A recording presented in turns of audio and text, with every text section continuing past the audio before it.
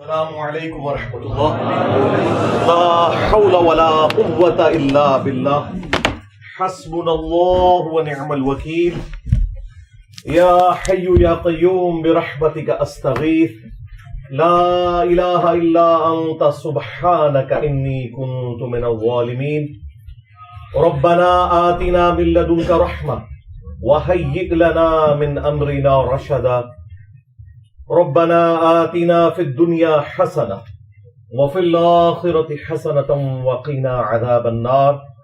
اللہم صل علی محمد وعلی آل محمد واصحاب محمد وازواج محمد وامت محمد اجمعین الی یوم الدین. آمین. الحمد للہ رب العالمین والصلاة والسلام علی سید الانبیاء والمرسلین وعلی آلہ واصحابہ اجمعین الی یوم الدین. الحمد للہ آج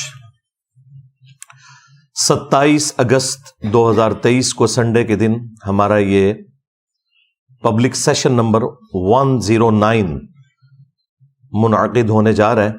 آپ کے سوالات ریئل ٹائم یہ پرچیوں کی شکل میں میرے پاس آ چکے ہیں. انشاءاللہ انہیں میں بعد میں ڈسکس کروں گا. پہلے ایک کرنٹ ایشو جو آج کل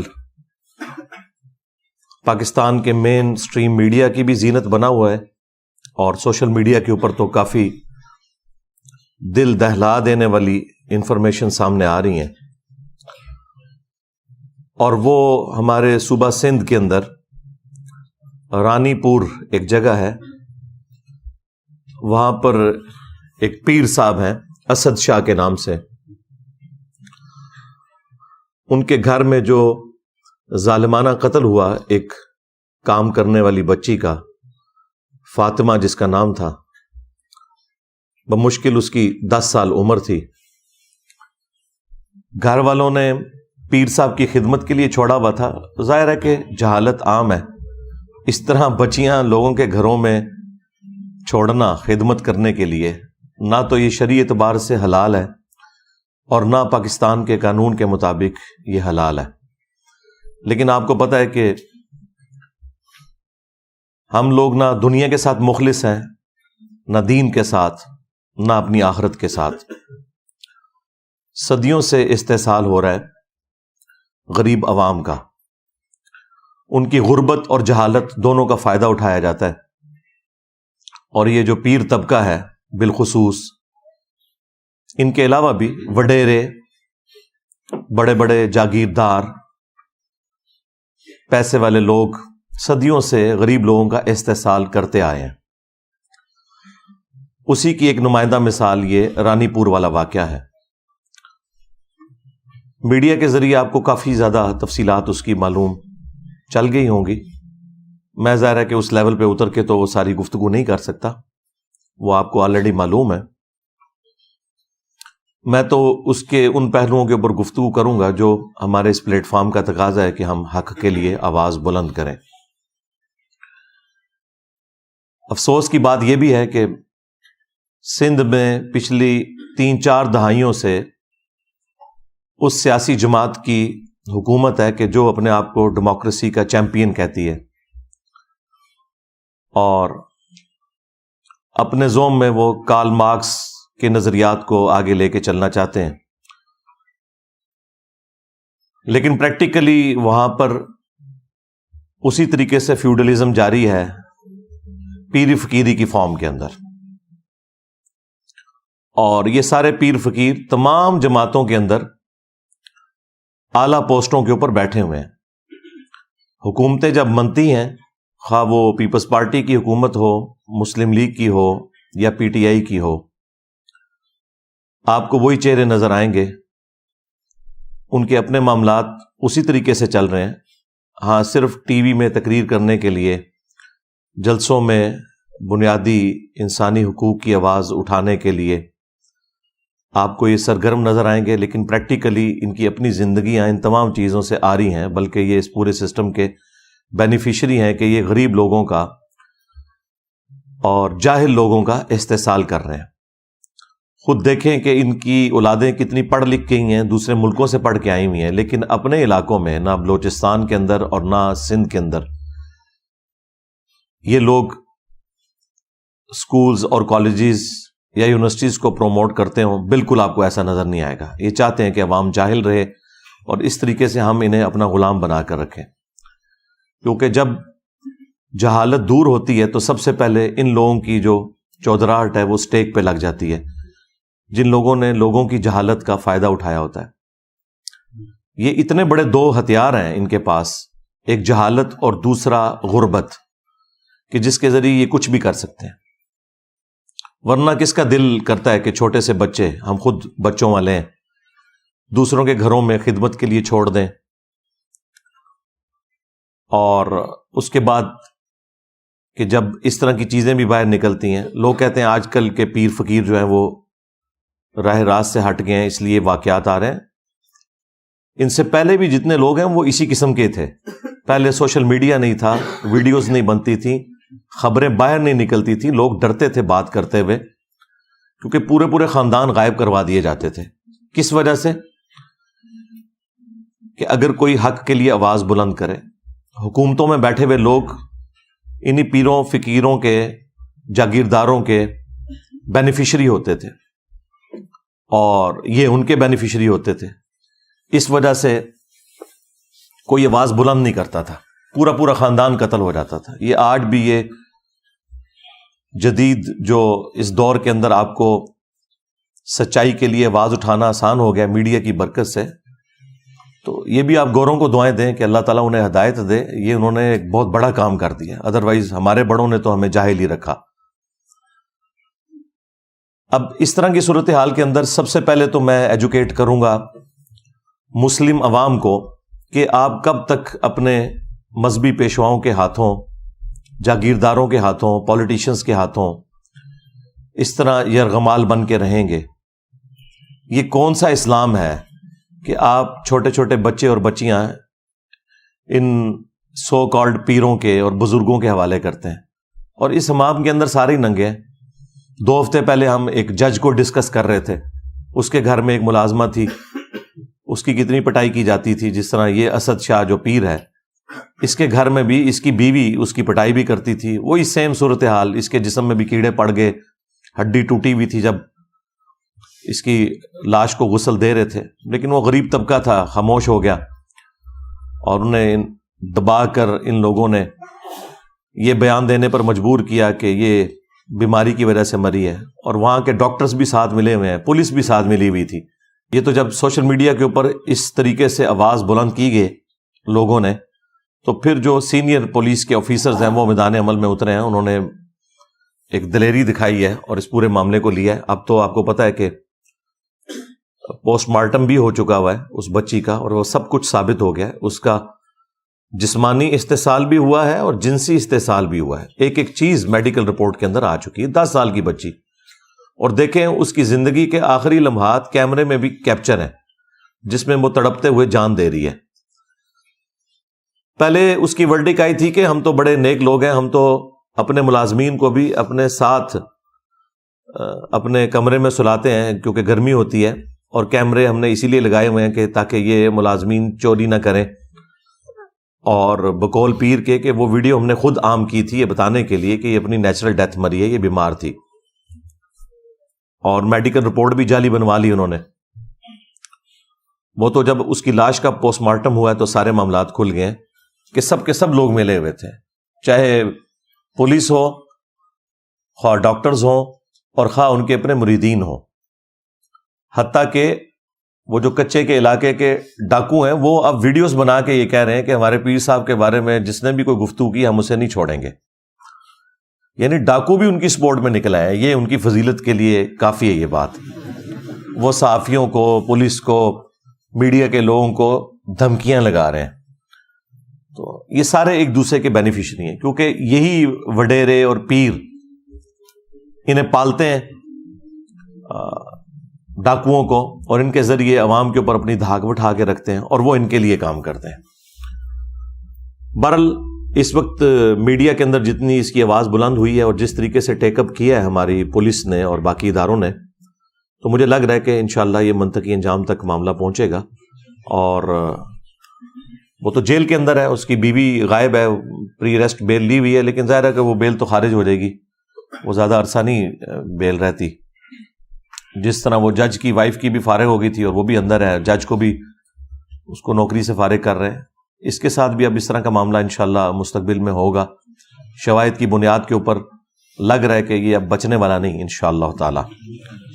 تو میں عوام الناس سے ریکویسٹ کر رہا تھا کہ آپ لوگ بھی ان کے ہاتھوں یرغمال نہ بنیں. خدا کے لیے اپنے دین کی حفاظت کریں, اپنی آخرت کی حفاظت کریں, اپنی اولاد کی حفاظت کریں.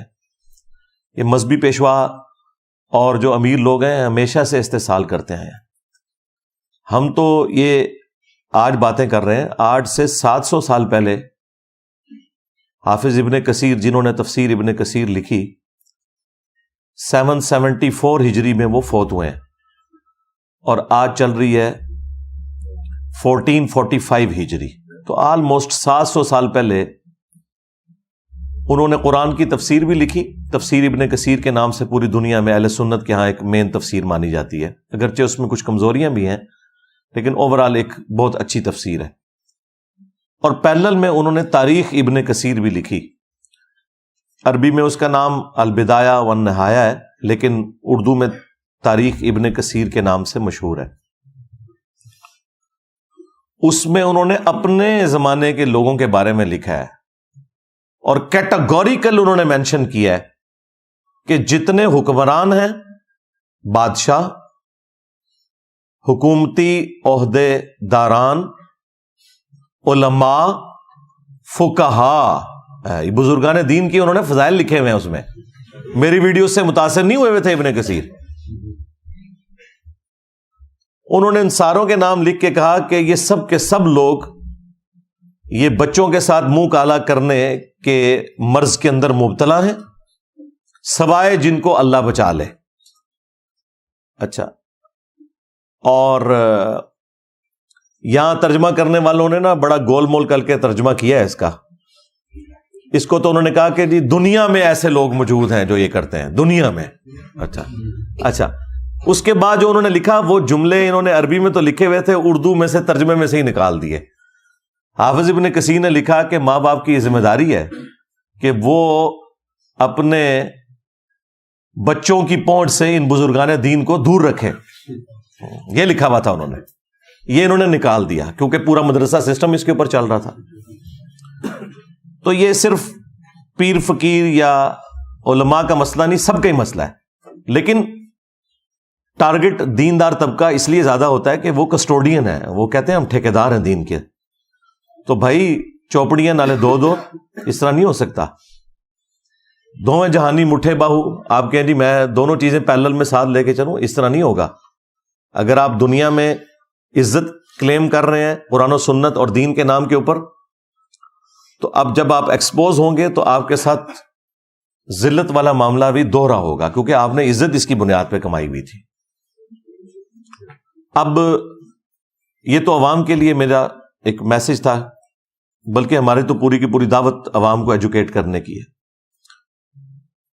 رہ گئے یہ پیر فقیر طبقہ یا علماء کا طبقہ, ان کے لیے بس میں اتنا ہی کہوں گا, ان میں جو اچھے لوگ ہیں ان کو چاہیے کہ فرنٹ سے لیڈ کریں, اور جو ان کے اندر یہ کالی بھیڑیں گھسی ہوئی ہیں, بلکہ یہ کالی بھیڑوں میں جو 2-3 سفید ہیں وہ ان کالی بھیڑوں کو ایکسپوز کریں. یہ ساری کالی ہیں الا ماشاء اللہ, لیکن اکا دکا لوگوں کے سوا آپ کو کسی کا بیان نظر نہیں آئے گا. بڑے لوگوں میں سے تو کسی کا بیان نہیں ہے, کسی پیر کا, کسی بڑے مفتی کا کوئی بیان آپ کو نظر نہیں آئے گا جو ان کے ہیڈز ہیں کہ وہ اس طرح کے واقعات کو کنڈیم کریں. خصوصاً اب جب واقعہ آیا تو سامنے ان کا بیان آنا چاہیے.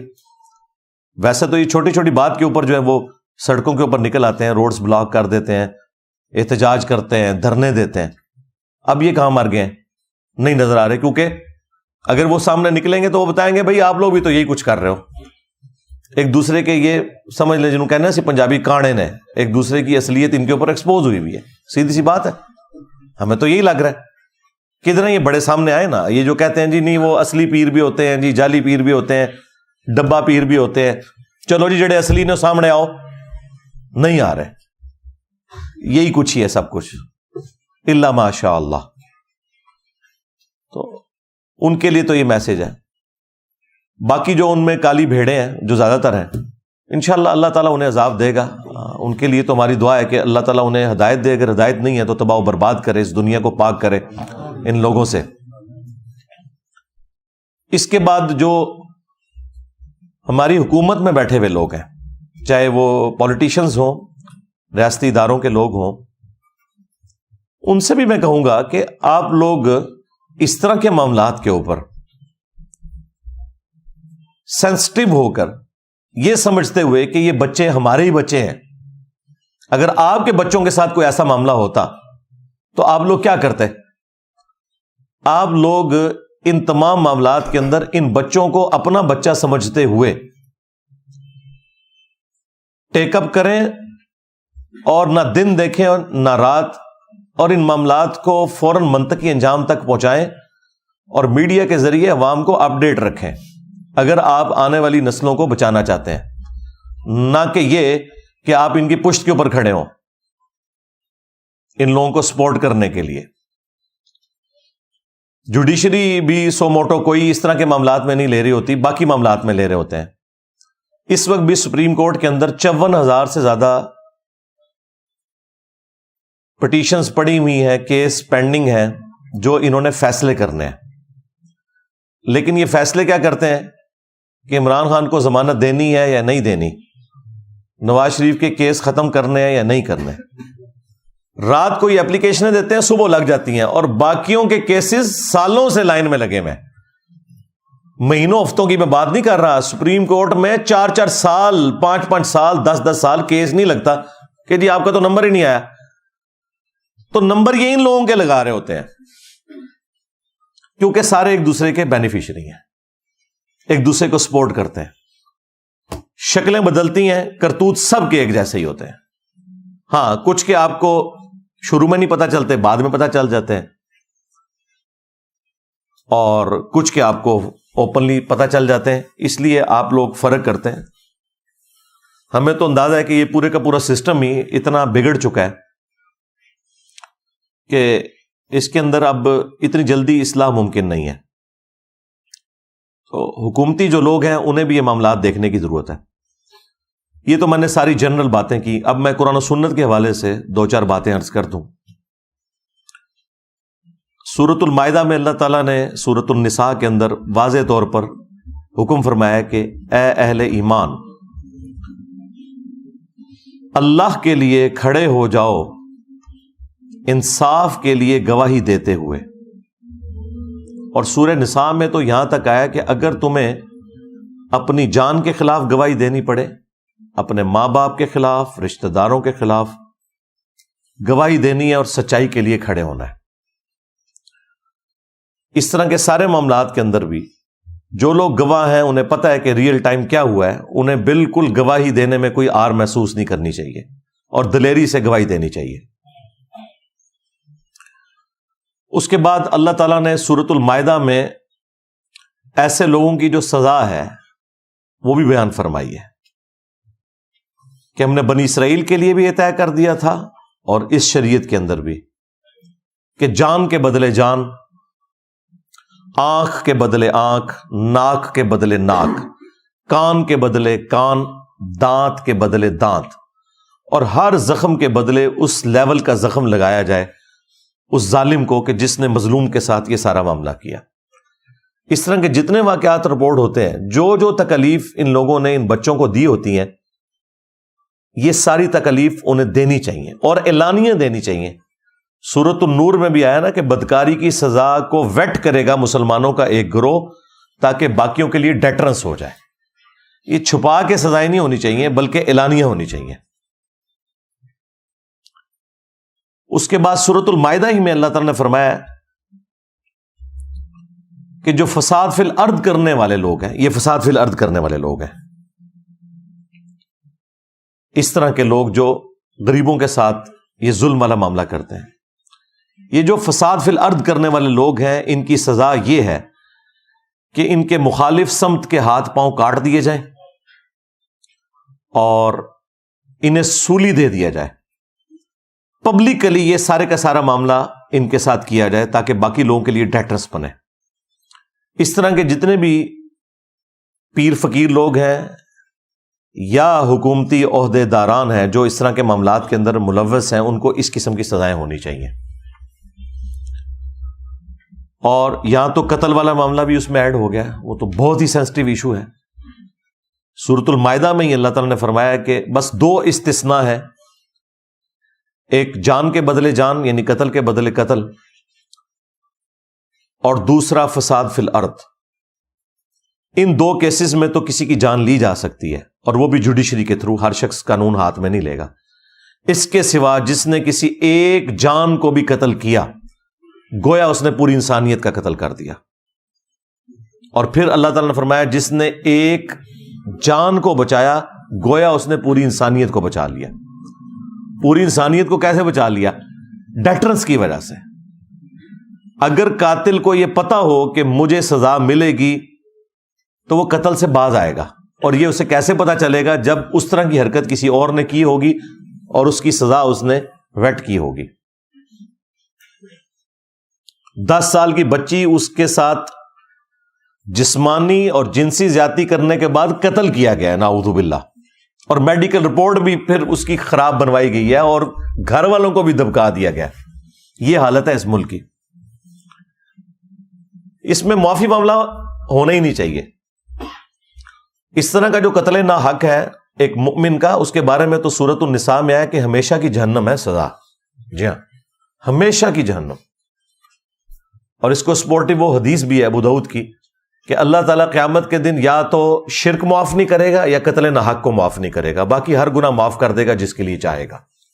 یہ 2 گناہ ایسے ہیں کہ جن کے بارے میں اللہ تعالیٰ کا سٹانس بہت سخت ہے.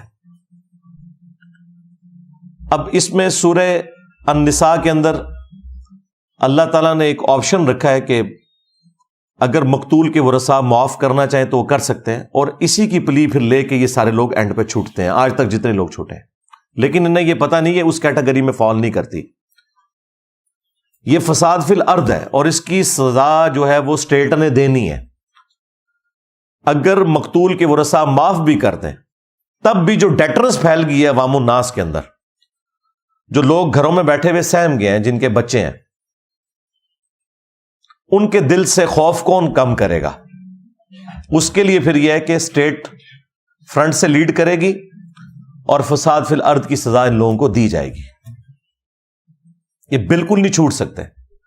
اسی لیے اللہ تعالیٰ نے قرآن پاک میں باقی گناہوں کے معاملے میں تو معافی کی روش اختیار کرنے کا حکم دیا، حقوق العباد کے معاملے میں بھی کہ ایک دوسرے کو معاف کر دیا کرو. لیکن قتل ناحق ایک ایسا گناہ ہے کہ جس کے بارے میں اللہ تعالیٰ نے قرآن پاک میں سورۃ البقرہ میں فرمایا وَلَكُمْ فِي الْقِصَاصِ حَيَاةٌ يَا أُولِي الْأَلْبَابِ. قتل کے بدلے میں، قتل کرنے میں انسانیت کی زندگی چھپی ہوئی ہے اے عقل مندو، تاکہ تم ڈر جاؤ. یعنی ڈیٹرنس اسی میں ہے کہ جس قاتل نے قتل کیا اس کے بدلے میں اس قاتل کو قتل کروایا جائے اور معافی کی روش اختیار نہ کی جائے. یہ قرآن کا اسلوب بھی نہیں ہے کہ آپ قاتل کو معاف کریں. حتیٰ کہ بخاری اور مسلم دونوں میں حدیث موجود ہے کہ قیامت کے دن سب سے پہلے قتل کے مقدمے کا فیصلہ ہوگا. سب سے پہلے قتل کے مقدمے کا. جی ہاں، ایک حدیث ابو داؤد کے اندر ہے کہ سب سے پہلے نماز کے بارے میں سوال ہوگا، لیکن وہ ہے حقوق اللہ کا معاملہ، کیونکہ سنن نسائی کے اندر ایک حدیث ہے کہ حقوق اللہ میں سب سے پہلے نماز کے بارے میں فیصلہ ہوگا اور حقوق العباد میں قتل کے مقدمے کے بارے میں سب سے پہلے فیصلہ ہوگا. اور وہ فیصلہ کس لیول کا ہے کہ ابو داؤد کے اندر حدیث موجود ہے کہ مقتول قیامت کے دن اپنے قاتل کو الٹ ہوگا. یہاں تو قاتل نے قتل کیا تھا نا، وہاں پہ جو قتل ہوا وہ شخص ہے وہ اپنے قاتل کو پیشانی کے بالوں سے پکڑے گا، اس حال میں کہ اس کی اپنی رگوں سے خون بہ رہا ہوگا، اور وہ اسے گھسیٹتا ہوا اللہ تعالیٰ کی بارگاہ کے اندر پیش کرے گا. اللہ تعالیٰ کے عرش کے پاس پہنچ جائے گا اور کہے گا کہ یا اللہ آج مجھے انصاف چاہیے کہ اس نے دنیا میں میری جان کیوں لی تھی. اتنی اللہ سے فرینکنس ہے مقتول کی کہ وہ قاتل کو پیشانی کے بالوں سے پکڑ کے اللہ کے پاس پہنچ جائے گا. یہی حدیث جب سنن نسائی میں آئی ہے تو اس میں وہ صحابی کہتے ہیں کہ اس حدیث کی وجہ سے وہ اپنا فتویٰ ساتھ دیتے ہیں کہ اعانت نہ کرو، مدد نہ کرو کسی قاتل کی مقتول کو قتل کرنے کے معاملے میں، اور وہ اسپیشلی حکمرانوں کو ذکر کرتے ہیں کہ اپنے معاملات کو سدھار لو۔ صحیح بخاری کے اندر ایک حدیث ہے، اس کو سپورٹیو حدیث ترمذی میں ہے، ترمذی والی حدیث کے اوپر تو کلام ہے بعض محدثین کا، لیکن اس کے الفاظ بہت خطرناک ہیں۔ میرے نزدیک تو وہ روایت بخاری کی وجہ سے مضبوط ہو جاتی ہے۔ ترمذی میں الفاظ ہیں کہ اگر زمین و آسمان کی ساری مخلوقات مل کے ایک مومن کو قتل کرتے ہیں تو اللہ تعالیٰ پوری کائنات کو جہنم میں پھینک دے گا اس ایک مومن کے قتل کے بدلے میں۔ جامعہ ترمذی میں جو یہ حدیث ہے، اس کو سپورٹیو جو بخاری کی حدیث ہے، اس میں الفاظ ہیں کہ سیدنا عمر کے دور میں جب ایک قتل کا مقدمہ آیا تو سیدنا عمر نے کہا کہ اگر یہ پورا گاؤں بھی اس ایک بندے کو قتل کرنے میں شریک ہوتا تو میں سب کو قتل کروا دیتا، ایک بندے کے قتل کے بس۔ جامعہ ترمذی میں اور سنن ابن ماجہ میں حدیث ہے، نبی الاسلام نے فرمایا کہ اے کعبہ تیری خوشبو بہت اچھی ہے، لیکن ایک مؤمن کی حرمت اللہ تعالی کے نزدیک تجھ سے بھی بڑھ کر ہے۔ اور جامعہ ترمذی میں حدیث ہے کہ نبی صلی اللہ علیہ وآلہ وسلم نے فرمایا کہ اللہ تعالیٰ کے نزدیک ایک مؤمن کا قتل کرنا اس سے بڑا گناہ ہے کہ کوئی شخص پوری دنیا کو تباہ و برباد کر دے۔ اب پوری دنیا کے اندر سب کچھ آتا ہے، سارے بزرگان دین، ان کے مزارات اور کعبہ شریف، سب کچھ کوئی برباد کر دینا، حرمت کی ساری جگہ ختم کر دے، اس سے بڑھ کر جرم ہے ایک مومن کا قتل۔ اور یہ صرف بات مومن تک نہیں ہے، صحیح بخاری میں حدیث ہے جس نے ایک کافر کو بھی ناحق قتل کیا، جو مسلم سٹیٹ کے اندر ٹیکس دے کر عہد کی پاسداری کر رہا تھا، جزیہ دے کر رہ رہا تھا، تو اللہ تعالیٰ ایسے شخص کے اوپر جنت کو حرام کر دے گا، یہاں تک کہ وہ جنت کی خوشبو بھی نہیں پائے گا، جو کہ 40 سال کی مسافت سے آ رہی ہوگی۔ یعنی کافر کا ناحق قتل کرنے والا جنت میں جانا تو دور کی بات ہے، جنت کی خوشبو بھی نہیں پائے گا، تو مومن کا قتل تو پھر بہت بڑے لیول کی چیز ہے۔ لیکن یہ ساری کی ساری حدیثیں، آیات ہماری کتابوں میں لکھی رہ گئیں۔ پریکٹیکلی مسلمان اس وقت دنیا کے امن کے لیے ایک خطرہ ہی بنے ہوئے ہیں، تھوڑے سے ہیں، زیادہ تر مسلمان تو ایسے نہیں ہیں، لیکن وہ تھوڑے اتنے ڈومیننٹ ہیں کہ اس دنیا کو انہوں نے جہنم بنا دیا۔ پاکستان کو تو بنا دیا ہے جہنم، آپ کے سامنے ہے۔ نہ مسلمانوں کی جان مسلمانوں کے ہاتھ سے محفوظ ہے اور نہ نان مسلمز کی جان ان لوگوں کے ہاتھ سے محفوظ ہے۔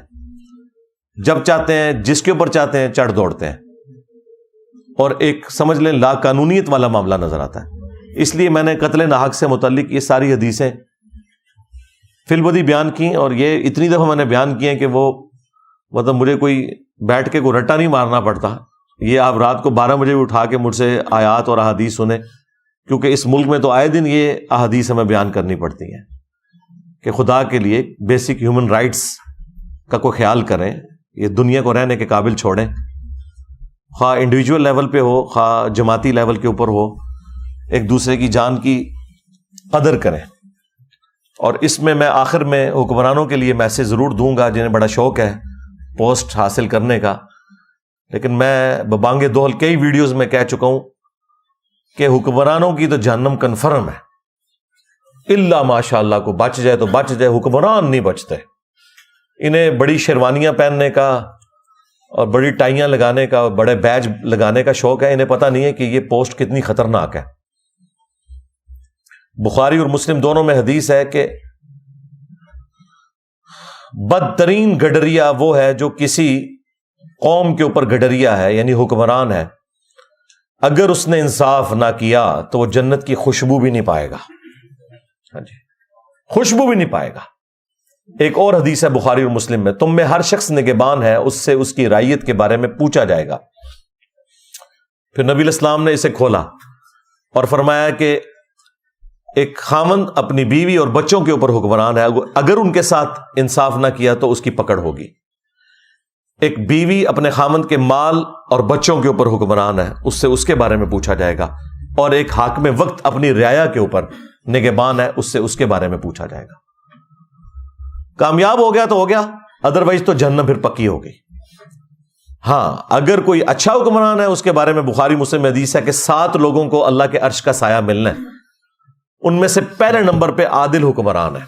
ہاں وہاں پہ بھی مرتبہ اوپر ہے، لیکن یہ پھر آپ کو ڈھونڈنے سے بھی نہیں ملے گا کوئی، یہ بڑا مشکل کام ہے۔ اس لیے اگر پوسٹ سنبھالی ہے تو میرے بھائی ان پوسٹ کے تقاضے بہت زیادہ ہیں۔ ذمہ داری پھر یہ نہیں ہے کہ آپ نے پریویلیجز ہی لینے ہیں، نہیں، رسپانسبلٹی بڑھ جائے گی۔ اللہ کے حضور پھر کوئی چھڑوانے والا نہیں ہوگا اگر آپ نے اپنی پوسٹ کے ساتھ انصاف نہیں کیا اور اپنے معاملات کو صحیح طریقے سے نہیں لے کر چلے۔ ہم تو حکمرانوں کو بار بار اس طرح کے معاملات کے اندر جھنجھوڑتے رہتے ہیں، چیزیں ہائی لائٹ کرتے رہتے ہیں، اور عوام الناس کو تو خیر مسلسل ایجوکیٹ کر رہے ہیں کہ اپنے معاملات کو سدھاریں، کسی کے اوپر آپ ڈپینڈنٹ نہ ہو، اپنے آپ کو ایجوکیٹ کریں۔ اس کے باوجود اگر اس طرح کے کوئی معاملات ہوتے ہیں تو پھر ہمیں اپنی غلطیوں کے اوپر بھی غور کرنا چاہیے۔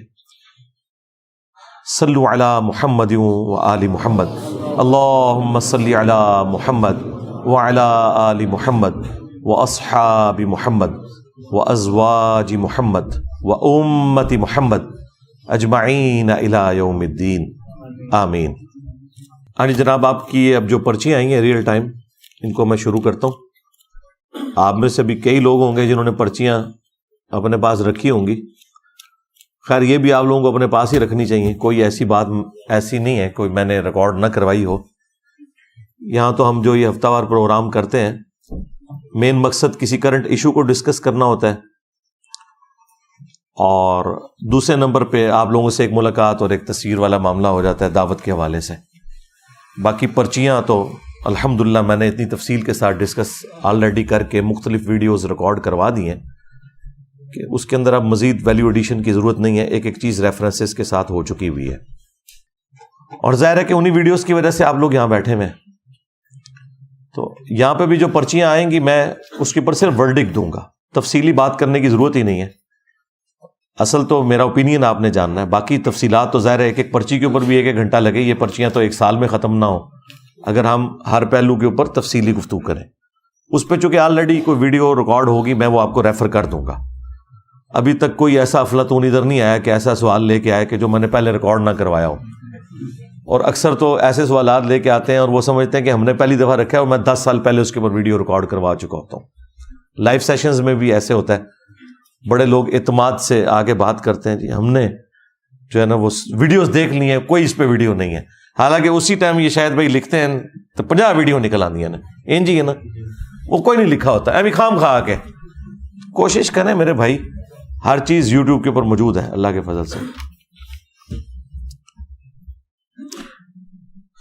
کیا دین اتنا ہی مشکل ہے جتنا مشکل بنا دیا گیا؟ کیا ہمارے پاس خالص دین آ رہا بھی ہے کہ نہیں؟ اس کے بارے میں کچھ بتا دیں۔ اسی کے بارے میں میرے بھائی کئی سالوں سے ہم بتا رہے ہیں، جو یہ سوال ہے نا، کئی سالوں سے ہم جو کچھ بتا رہے ہیں وہ یہی تو بتا رہے ہیں۔ بحیثیت مسلمان زندگی گزارنے کا مقصد کیا ہونا چاہیے؟ اللہ کی رضا حاصل کرنا، اور اس کا طریقہ ہے اس کے پیغمبر صلی اللہ علیہ وآلہ وسلم کی پیروی کرنا۔ انسانیت کا مقصد دنیا میں آنے کا یہی ہے کہ مرنے سے پہلے اس نے اپنے رب کو راضی کرنا ہے، اور اس طریقے سے راضی کرنا ہے جو طریقہ اس نے اپنے پیغمبر صلی اللہ علیہ وآلہ وسلم کے ذریعے سکھایا ہے۔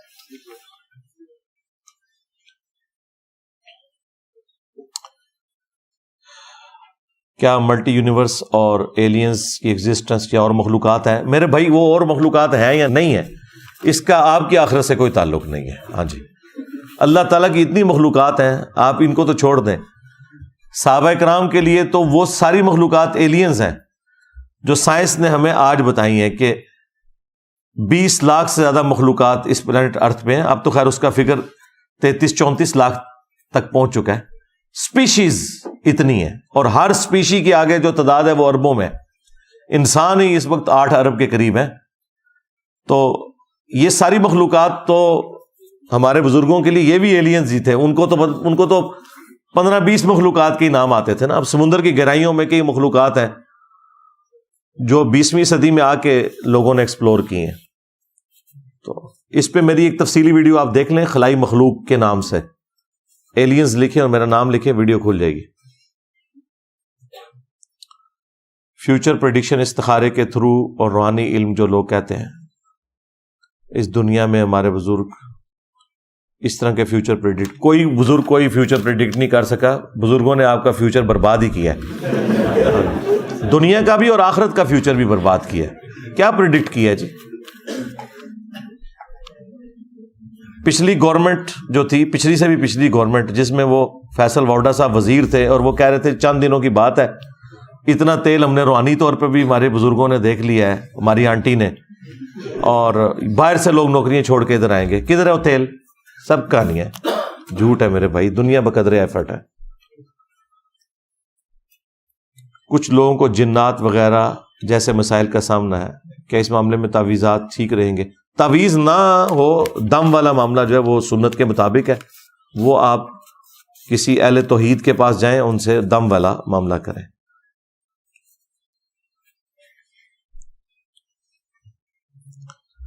اللہ تعالیٰ فرماتا ہے کہ تمہیں خلیفہ بناتا ہے زمین پر. خلیفہ کا معنی ہے اولیاء، ماں باپ یا مومنین یا کچھ ہو، یعنی ماں باپ کے مرنے کے بعد آپ خلیفہ بنتے ہیں، آپ کے مرنے کے بعد آپ کی اولاد خلیفہ. یہ ان معنوں میں، یعنی خلیفہ جس کو پیچھے چھوڑ کے جایا جائے، خلیفہ کا معنی یہ ہے. تو وہ جو قرآن پاک میں ہے نا، امن یجیب المضطر اذا دعاہ ویکشف السوء ویجعلکم خلفاء الارض االہ مع اللہ، تو اس میں ہے کہ مرنے کے بعد انسان اپنی اولاد کو خلیفہ چھوڑ کے جاتا ہے، اور جو انسان مر رہا ہے اسے خلیفہ چھوڑا تھا اس کے ماں باپ نے، ان معنوں میں. باقی جو خلیفہ ہے کہ اللہ تعالیٰ نے زمین پہ انسان کو خلیفہ بنایا، وہ ان معنوں میں کہ جس طرح اللہ تعالیٰ کے پاس اختیار ہے، اللہ تعالیٰ نے بھی انسانوں اور جنوں کو اختیار دیا ہے کہ وہ اپنی ول سے اچھائی اور برائی میں تمیز کر سکتے ہیں. یہ اختیار فرشتوں کے پاس نہیں ہے، یہ اختیار جانوروں کے پاس نہیں ہے. جانور تو اپنی انسٹنکٹ کے اوپر چل رہے ہیں. یہ دو ہی مخلوقات ہیں جنہیں اللہ تعالیٰ نے اختیار دیا ہے. اسی لیے سورہ الرحمن میں اللہ تعالیٰ نے دونوں گروہوں کو اکٹھا ڈسکس کیا ہے، تثنیہ کے صیغے کے ساتھ. اے جن و انس کے گروہ، تم اپنے رب کی قدرت کی کون کون سی نشانی کو جھٹلاؤ گے؟ فَبِأَيِّ آلَاءِ رَبِّكُمَا تُكَذِّبَانِ. اسلامی جمعیت طلبہ کے لیے کوئی نصیحت کرتے ہیں؟ نصیحت یہ ہے کہ میرے بھائی تعلیم کے اوپر توجہ دیں. سب سے پہلے جس کام کے لیے آپ کو آپ کے ماں باپ نے بھیجا ہے، میں جو اسٹوڈنٹ پالیٹکس ہے اس کا حامی ہوں، لیکن وہ بدماشی کے اوپر مبنی نہیں ہونی چاہیے، اور نہ یہ کہ آپ کوئی اسلام کی خدمت ایسی کر رہے ہیں کہ جو آپ کا پرائمری مقصد ہے وہاں آنے کا یونیورسٹی، وہ آپ بھول جائیں. باقی آپ دیکھ لیں جتنے آپ کے بڑے، چاہے وہ جوڈیشری میں ہوں، چاہے فوج کے اندر ہوں، اپنی اسٹوڈنٹ لائف کے اندر اسلامی جمعیت طلباء کے اندر رہے ہیں، لیکن بعد میں دیکھ لیں انہوں نے کیا کیا ہے. جو کچھ لوگوں کو درس دیتے رہے بالکل اس کے خلاف چلتے رہے. تو جو آپ درس و بیان والا معاملہ کر رہے ہیں اسے اپنے اوپر بھی امپلیمنٹ کریں، اور پلس یہ ہے کہ اپنی تعلیم کے اوپر بھی توجہ دیں.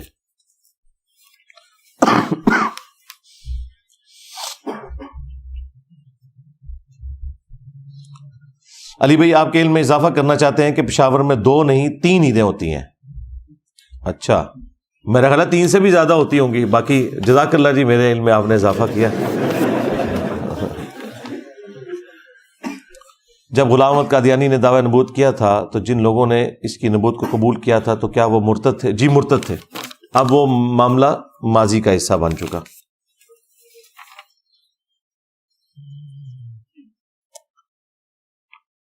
امیر لوگ مجرم سے بھاری فیس لے کر قانونی داؤ پیٹ سے اس کو عدالت سے بری کروا لیتے ہیں، یہ حرام ہے؟ جی حرام ہی ہے میرے بھائی، کو پوچھنے والی بات ہے. صحیح مسلم میں حدیث ہے، گناہ وہ جو تیرے دل میں کھٹکے اور تو اس بات سے آر محسوس کرے کہ لوگ اس کے اوپر مطلع ہوں، تو یہ پوچھنے والی بات ہی کوئی نہیں. حضرت علی رضی اللہ تعالیٰ کا مقام رشتہ داری کی وجہ سے ہے یا کوئی اور وجہ ہے؟ جبکہ دوسرے صحابہ کی بھی بہت قربانیاں ہیں. جی بالکل ہیں قربانیاں، لیکن اللہ تعالیٰ نے اولاد ابراہیم کو چن لیا. پہلے بنو اسرائیل کو چنا تھا، اب اللہ تعالیٰ کے ساتھ تو کوئی ٹکر نہیں لے سکتا کہ بنو اسرائیل کو کیوں چنا، اور 2 بار قرآن میں فرمایا وَأَنِّي فَضَّلْتُكُمْ عَلَى الْعَالَمِينَ. یا بنی اسرائیل اذکروا نعمتی التی انعمت علیکم وانی فضلتکم علی العالمین، اس نعمت کو یاد کرو جو میں نے تم پر کی اور میں نے تمہیں تمام جہان والوں پر فضیلت دی تھی۔ پھر نبی علیہ السلام کی مبارک آمد کی برکت سے بنو اسماعیل کو اب اللہ تعالیٰ نے قیامت تک کے لیے باقی جہان والوں کے اوپر فضیلت دی ہے۔ لیکن جس طرح حضرت ابراہیم سے اللہ تعالیٰ نے قرآن میں فرمایا نا کہ میرا عہد ظالموں کو نہیں پہنچے گا اے ابراہیم، جو تیری اولاد میں سے نیکوکار ہوں گے ان کے لیے یہ عہد ہے کہ انہیں میں انسانیت کا امام اور اس طرح کے سارے معاملات ان کے ذریعے چلیں گے۔ تو آج بھی اولاد ابراہیم میں سے جو اس طریقے پہ ہے اس کے لیے سارے فضائل ہیں، چونکہ سیدنا علی ہوں، حسن و حسین ہوں، انہوں نے ثابت کیا ہے اولاد ابراہیم ہونا، تو یہ ان کی نسبت نے بھی انہیں فائدہ پہنچایا اور ان کے اعمال بھی اس طرح کے تھے۔ یہ دونوں چیزیں پیرلل میں ہیں، ہم صرف نسبت کو نہیں مانتے۔ صحیح مسلم میں حدیث ہے کہ جس کے عمل نے اسے پیچھے چھوڑ دیا، اس کا نسب، اس کی نسبت اسے آگے نہیں کر سکتی، یہ واضح حدیث ہے مسلم شریف میں۔ لیکن اگر کسی کا عمل ہے تو ظاہر ہے پھر وہ ایک نسبت، وہ ایک سمجھ لیں نور علی نور والا معاملہ ہے، اور یہ چیز اس کے ساتھ کوئی کنٹراڈکٹری نہیں ہے جو قرآن میں ہے نا کہ ہم نے تمہیں خاندانوں میں اور قبائل میں اس لیے بانٹا ہے کہ تاکہ تمہاری پہچان ہو سکے، اور ان اکرمکم عند اللہ اتقاکم، اور بے شک اللہ تعالیٰ کے نزدیک تم میں سب سے زیادہ عزت والا وہ ہے جو پرہیزگار ہے۔ تو انسانیت میں یہ جو خاندانی سسٹم اور قوم اور قبیلے اور زبانیں یہ صرف پہچان کے لیے، اللہ کے نزدیک معیار جو ہے وہ تقوی ہے، جو نبی علیہ السلام کا آخری خطبہ بھی ہے حجۃ الوداع کا مسند احمد میں کہ کسی گورے کو کالے پر، کسی کالے کو گورے پر کوئی فضیلت نہیں ہے، تم سب کے سب آدم علیہ السلام کی اولاد ہو اور آدم مٹی سے بنائے گئے تھے، اللہ کے نزدیک سب سے زیادہ عزت والا وہ ہے جو پرہیزگار ہوگا۔ یہ ساری چیزیں اپنی جگہ ہیں، یہ بنیاد ہے، لیکن جب یہ ساری چیزیں پائی جاتی ہوں پلس پھر خاندان والا معاملہ ہو تو وہ اللہ تعالیٰ نے چنا ہے۔ جس طرح نبی علیہ السلام نے خود فرمایا بخاری مسلم میں کہ اللہ تعالیٰ نے اولاد آدم میں سب سے بہترین جو خاندان تھا اس میں مجھے پیدا کیا، اور اس میں بھی جو سب سے بہترین شاخ تھی قریش کی بنو ہاشم، اس میں مجھے پیدا کیا۔ انبیاء کرام دنیاوی طور پر بھی اعلیٰ خاندان سے تعلق رکھتے ہیں تاکہ ان کے کریکٹر کے اوپر کوئی کلام نہ کر سکے۔ تو یہ دونوں چیزیں ہیں، یہ ایکسٹریم رویے ہیں۔ کوئی شخص یہ کہے کہ خاندان کی کوئی اہمیت نہیں ہے، اہمیت ہے کیونکہ اللہ تعالیٰ نے اہمیت دی ہے۔ ہاں اللہ نہ دیتا تو کوئی مسئلہ نہیں تھا۔ ہمارے نزدیک تو اللہ تعالیٰ اپنی دعوت توحید کے لیے کسی پیغمبر کا بھی محتاج نہیں ہے، لیکن چونکہ اب اس نے پیغمبروں کے ذریعے ہمیں ہدایت دی ہے تو ہم پیغمبروں کو بیچ میں سے نکال تو نہیں سکتے۔ اب جس نے ہدایت حاصل کرنی ہے اس نے پیغمبر کے ذریعے حاصل کرنی ہے، پیغمبر ہی وسیلہ ہے اللہ اور مخلوق کے درمیان ہدایت کا۔ اب کوئی شخص کہے کہ میں پیغمبروں کو بیچ میں سے نکال دوں تو ایسا نہیں، اللہ کی مرضی ہے کہ پیغمبر کے ذریعے ہی ہدایت ملنی ہے۔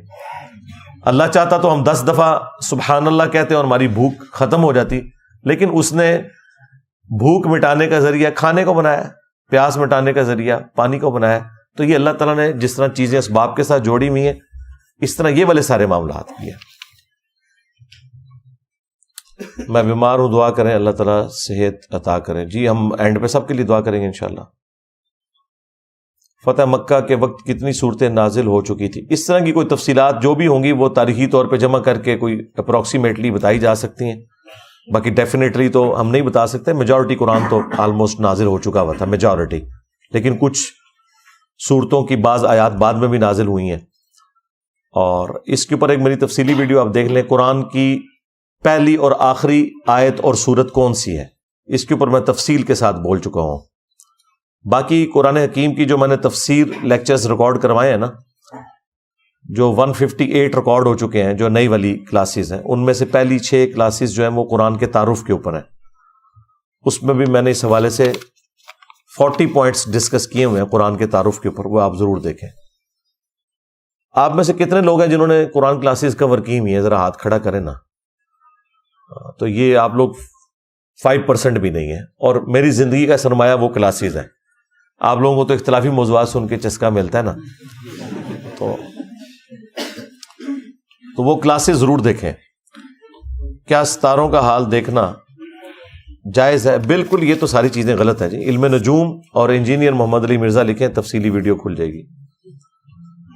During the current political and social scenario how would you provide a reasonable solution. جی میں نے 14 اگست کے اوپر سولوشن دے دیا ہوا ہے میرے بھائی. ہر سال 14 اگست کے میرے سولوشنز آپ دیکھ لیں.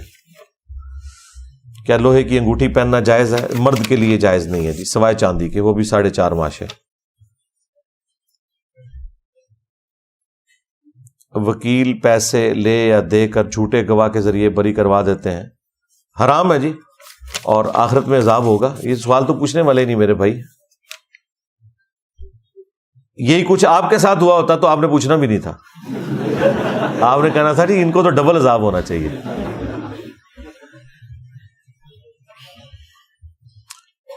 How can you and others can convince اور force the business man to pay their due tax. تو میں تو ہر بار کرتا ہوں ٹیکسز کے اوپر. میں نے کس طرح کنونس کیا؟ میرے علاوہ تو کوئی بندہ ٹیکسز کے اوپر بولتا ہی نہیں ہے. مولویوں نے کیوں بولنا ہے؟ ان کا تو آڈٹ ہی کوئی نہیں ہوتا, اور آڈر دیں تو وہ احتجاج کرتے ہیں. آپ ٹیکسز لکھیں اور میرا نام لکھیں. میں نے تو اس 14 اگست میں بھی بتایا کہ پاکستان کا صرف ایک ہی مسئلہ ہے بڑا, اور وہ یہ ہے کہ جس ڈیوٹی کے اوپر لوگ لگے ہوئے ہیں وہ اپنی اپنی ڈیوٹی ایمانداری سے نہیں کر رہے اور دوسروں کے کاموں میں لوچ تال رہے ہیں. ٹھیک ہے.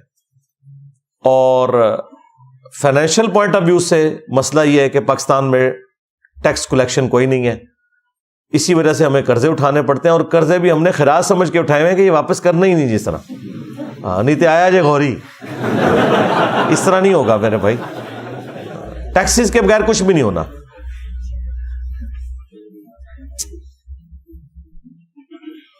میں گورنمنٹ ملازم ہوں, اکثر اوقات نہ چاہتے ہوئے سسٹم کی وجہ سے کرپشن کرنی پڑتی ہے, اور تنخواہیں کم ہونے کی وجہ سے میرے ساتھی لے بھی لیتے ہیں. تو ساتھی انشاءاللہ جب جہنم میں جل رہے ہوں گے اور آپ ہماری نصیحت کی وجہ سے بچ جائیں گے, پھر آپ کو ہماری باتیں یاد آئیں گی. چھوڑیں ان کو. آپ کا ساتھی کوئی زہر کھا کے خودکشی کر لے تو آپ بھی کر لیں گے؟ کبھی بھی نہیں کریں گے. امام بخاری نے جو رفع الیدین کی پہلی حدیث حضرت علی سے لی ہے, انہوں نے حضرت علی سے لی گئی حدیث بخاری میں کیوں نہیں لی؟ کیا اس حدیث کو شامل کرنے سے رفع الیدین کا مقدمہ زیادہ مضبوط نہیں ہو سکتا تھا؟ میرے بھائی, بخاری میں اور مسلم میں رفع الیدین کا مقدمہ جو مضبوط ہوا ہے اس کے لیے اتنا ہی کافی ہے کہ رفع الیدین کی حدیثیں ان صحابہ نے روایت کی ہیں جو نبی الاسلام کی وفات سے 1-1.5 سال پہلے مسلمان ہوئے. پیچھے اور کیا رہ گئے؟ امام بخاری سے زیادہ کیا کرتے رہا؟ اس حدیث کو مان لینے سے کوئی فرق نہیں پڑنا تھا. جنہوں نے نہیں ماننا وہ تو قرآن کو بھی نہیں مان رہے. ایاک نعبد و ایاک نستعین. باقی امام بخاری نے کچھ شرائط سخت لگائی تھی بخاری شریف کے حوالے سے کہ میں نے, یعنی ایک تو ہے نا اے گریڈ, A+ گریڈ کی حدیثیں میں اس میں لوں گا, تو اس وجہ سے یا تو یہ حدیث اے گریڈ کی ہے, A+ گریڈ میں نہیں لائی کرتی ہے, اس لیے نہیں لی ہوگی انہوں نے, یا پھر یہ ہے کہ جس طرح امام مسلم نے مسلم شریف کے اندر لکھا ہے کہ میرا یہ دعویٰ نہیں ہے کہ جتنی صحیح حدیثیں ہیں وہ میں نے مسلم میں لے لی ہیں, البتہ میں نے وہ حدیثیں مسلم میں لی ہیں جن کی صحت کے اوپر علماء کا, اہل سنت کا اتفاق تھا. تو ظاہر ہے کہ ترمذی میں کئی حدیثیں ایسی ہیں جن میں امام ترمذی نے ساتھ لکھا ہے کہ میں نے اپنے استاد امام بخاری سے جب اس حدیث کے بارے میں پوچھا تو انہوں نے فرمایا حدیث بالکل صحیح ہے. اب وہ حدیث بخاری میں تو نہیں ہے, ترمذی کے اندر ہے. تو ظاہر ہے کہ بخاری کہیں ختم بھی تو کرنی تھی نا. اب یہ ساری صحیح حدیثیں ایک جگہ جمع کی جاتی تو بخاری کئی جلدوں کی بن جاتی. تو امام بخاری نے ایک اوور آل ایک بلیو پرنٹ تو سنت کا آپ کے سامنے رکھ دیا نا. اکثر جمعہ کے خطبے کے دوران مولوی حضرات جعلی حدیثیں اور جھوٹی کہانیاں بیان کرتے ہیں. اس صورت میں ہمارا دل ان کے پیچھے نماز ادا کرنے پر مطمئن نہیں ہوتا. نہیں, نماز تو آپ ادا کریں, آپ جمعے کے بعد ان سے جا کے ملیں, پیار محبت سے انہیں کوئی گفٹ دیں, ان کی اصلاح کی کوشش کریں, بجائے یہ کہ آپ لوگ مسجد چھوڑ کے بھاگ جائیں گے. یہی تو وہ چاہتے ہیں. آج تک یہی ہوتا رہا کہ جسے بات سمجھ آئی مسجد چھوڑ کے سائڈ پہ ہو گیا اور شیطان ننگا ناچتا رہے. اس طرح نہ کریں, آپ خاموشی کا بائیکاٹ کریں. میں نے آپ کی قرآن کلاس کے 10 پارے سن لیے ہیں اور حفظ بھی کر لیے ہیں. اب آپ مشکات بھی ریکارڈ کریں. مشکات ریکارڈ کرنے کی ضرورت نہیں میرے بھائی. مشکات سے زیادہ ریکارڈنگ قرآن کی 10 کلاسز میں 10 پاروں میں ہو چکی ہوئی ہے کہ جو کراس ریفرنس کے طور پہ آپ کو آیات اور احادیث چاہیے، وہ میں آلریڈی قرآن کی تفسیر میں ساتھ بیان کرتا ہوں، ٹھیک ہے؟ ہاں یہ اب قرآن کی یہ والی تفسیر مکمل ہوئی تو پھر سوچیں گے۔ اسلام میں آپ نے درس قرآن دینا ہے، درس حدیث الگ سے دینے کی کوئی ضرورت نہیں ہے۔ قرآن ہماری ٹیکسٹ بک ہے، اس کے ذیل میں آپ نے حدیثیں بیان کرنی ہے، نہ کہ حدیث کو ٹاپک بنا کے ان معاملات کے اندر۔ اسی وجہ سے تو حضرت عمر پھر آپ کو پتا ہے کوڑا اٹھایا ہوا تھا انہوں نے، ایمفسائز قرآن کے اوپر کرنا ہے۔ بریلوی علماء گھرانے سے تعلق ہے، گھر والوں کو کیسے قائل کیا جائے؟ ان کے مطابق میں کافر ہوں، بس اسی طریقے سے ہی قائل کریں۔ انہیں کہیں کہ میں نے کیا جرم کیا ہے، تو ان کی زبان پہ ہوگا کہ آپ گستاخ ہو گئے ہو، تو چشتی رسول اللہ نکال کے سامنے رکھیں، سیدھی سی بات ہے۔ یہ ساری باتیں میں نے ریکارڈ کرا دی ہیں، یوٹیوب پہ میرا کلپ دیکھیں، فرقہ بازوں کو سمجھانے کا طریقہ، اور انٹرویو آف انجینئر محمد علی مرزا مجلس نمبر 50۔ کتنے لوگ ہیں آپ میں سے جنہوں نے یہ مجلس 50 دیکھی ہوئی ہے؟ وہ میری زندگی کی کمائی ہے، سب کچھ ریکارڈ کروا دیا کہ آپ نے کس طریقے سے معاملات کو لے کے چلنا ہے۔ اور دوسری مجلس 100، وہ کتنے لوگوں نے دیکھی ہوئی ہے؟ وہ زیادہ لوگوں نے دیکھی ہے۔ اس میں تو دعوت دینی کیا ہے، اور گدڑ سنگیاں جو ہے نا وہ مجلس 50 میں نے سکھا دی ہیں۔ سودی نظام اور رشوت خوری سسٹم کا حصہ ہے، ایسے سسٹم میں گزارا کیسے کیا جائے؟ جی آپ کپڑے اتار دیں اور پتے پہن کے جنگلوں میں چلے جائیں۔ گزارا اس طرح کیا جائے گا، لا یکلف اللہ نفسا الا وسعها۔ آپ اپنے گیون سرکمسٹانسز میں جہاں تک بچ سکتے ہیں وہ بچیں، باقی جس کی زیادہ ذمہ داری ہے وہ زیادہ مجرم ہے۔ یعنی اس میں سب سے بڑی ذمہ داری تو ہمارے ان بڑوں کی ہے جو حکومت میں بیٹھے ہیں۔ اس طرح نیچے آئیں گے، آپ اپنے معاملات کو دیکھیں کہ آپ کتنے اپنے سسٹم میں کہاں تک ایمانداری سے چل رہے ہیں، بس اس کے بعد آپ سے نہیں پوچھا جائے گا، صرف آپ جتنا کر سکتے ہیں نا وہ پوچھا جائے گا۔ پھول اور مسحری وغیرہ میلاد کے موقع پر بیچنا جائز ہے، جیسا کہ ہم سارا سال یہ کاروبار کرتے ہیں شادی بیاہ کے لیے؟ جی جائز ہے، وہ اس کا کیا یوز کرتے ہیں یہ ان کے اوپر ہے۔ آپ تو پھول بیچ رہے ہیں، بیچتے رہیں، کوئی مسئلہ نہیں۔ اس طریقے سے میلاد یا محرم پہ کوئی دیگ پکواتا ہے آپ سے، ضرور پکوائیں، وہ تو آپ کا کاروبار ہے، کیوں نہیں کریں گے؟ صحابہ کرام کی توہین کرنے والوں کے خلاف قانون پاس ہوا ہے۔ یار یہ قانون پہلے سے ہی موجود تھا، 295(b)(c) تو نبی اسلام سے متعلق تھا نا، 295(b) اور A اور 298(a) یہ موجود تھے سارے، صرف سزا بڑھائی ہے، وہ بھی اب صدر صاحب نے اس کو بھی واپس کر دیا۔ اب اگلی اسمبلی جب بھی الیکشن ہوں گے پھر آگے معاملات۔ میری اس کے اوپر رائے یہی ہے کہ قانون پہلے موجود تھا، 10 سال کی سزا کوئی تھوڑی نہیں ہے، لیکن آج تک اس میں سے نکلا کچھ بھی نہیں ہے۔ 295(c) سے کچھ نہیں نکلا تو اس سے کیا نکلنا تھا؟ آپ لوگوں کو ایجوکیٹ کریں کہ لوگ گستاخیاں نہ کریں، اور یہ آپ نہیں کر سکیں گے۔ اس کی وجہ یہ ہے کہ بریلویوں کے نزدیک اہل حدیث گستاخ رسول ہیں۔ ان سے پوچھے تو وہ کہیں گے کہ بریلوی اللہ کے گستاخ ہیں، بریلوی اللہ کے بھی گستاخ۔ وہ یاد آیا وہ مناظرے الفاظ، تو پتہ نہیں کہ کچھ سیدنا عمر کے متعلق بعض روایات میں آیا کہ انہوں نے اپنی وراثت میں بے شمار مال چھوڑا۔ نہیں، ان کی وراثت کے بارے میں تو احادیث میں ان کے بارے میں تو نہیں، باقی حضرت زبیر کے بارے میں آیا تھا۔ ایک روایت سیدہ عائشہ سے ہے جس کے مطابق رضاعت صرف چھوٹی عمر کی معتبر ہے، پھر وہ کیسے رضاعت کبیر کا فتویٰ دیا کرتی تھیں؟ نہیں، اس سے رجوع کر لیا ہوا انہوں نے، یہ پرانی بات ہے میرے بھائی۔ کرپٹو ٹریڈنگ کرنا کیسا ہے؟ بچ جاؤ جی، نہیں تو اندر ہو جاؤ گے۔ کال سینٹر جاب کرنا، کیونکہ اس میں اپنی شناخت پوشیدہ رکھی جاتی ہے۔ شناخت پوشیدہ رکھنا ایک معاملہ علیحدہ ہے، آپ کسی کو دھوکہ نہ دے رہے ہو کاروبار میں، وہ اصل چیز ہے۔ اس طرح کے ڈمی نیم تو ہو سکتے ہیں، ایجنسیز میں بھی ہوتے ہیں لوگوں کے، اس سے فرق نہیں پڑتا، کام آپ کیا کر رہے ہیں وہ اصل امپورٹنٹ ہے۔ سگریٹ فیکٹری کی کمائی جائز ہے؟ بالکل کوئی جائز نہیں ہے جی، کسی کو پوچھنے والی بات ہے؟ سگریٹ کے اوپر تفصیلی ویڈیو میری ریکارڈ ہے۔ اگر اپنے والدین کے صالح ثواب کے لیے نوافل ادا کریں تو کیا پہلے نوافل کا صالح ثواب نبی علیہ السلام کو کریں؟ کوئی صالح ثواب اس طریقے سے کرنا ثابت نہیں ہے۔ آپ جو کچھ کریں گے ماں باپ کو آٹومیٹکلی ثواب ملے گا، اور نبی علیہ السلام کو تو پوری امت کے اعمال کا ثواب ویسے ہی ملتا ہے، کیونکہ ان کی وجہ سے اللہ تعالیٰ نے ہمیں ہدایت دی ہے۔ تو ان کے لیے تو قرآن میں ہے نا کہ آپ کے لیے ایک ایسا اجر ہے جو نہ ختم ہونے والا ہے۔ تو باقی ایصال ثواب کے 10 طریقے میری ویڈیو دیکھ لیں. ماں باپ زندہ ہو یا مردہ، ماں باپ کو اولاد کے نیک اعمال کا ثواب ملتا ہے. مدینہ شریف حاضری کے لیے نبی الاسلام سے مختلف کلاموں میں استغاثہ کیا جاتا ہے. مثلا بلا لو پھر مجھے اے شاہ بحر و بر مدینے میں. اس کا آغاز کیسے ہوا؟ بس یہ شاعری سے یہ آغاز ہوا ہے نا جی. اس کا قرآن و سنت سے تو کوئی لینا دینا نہیں ہے.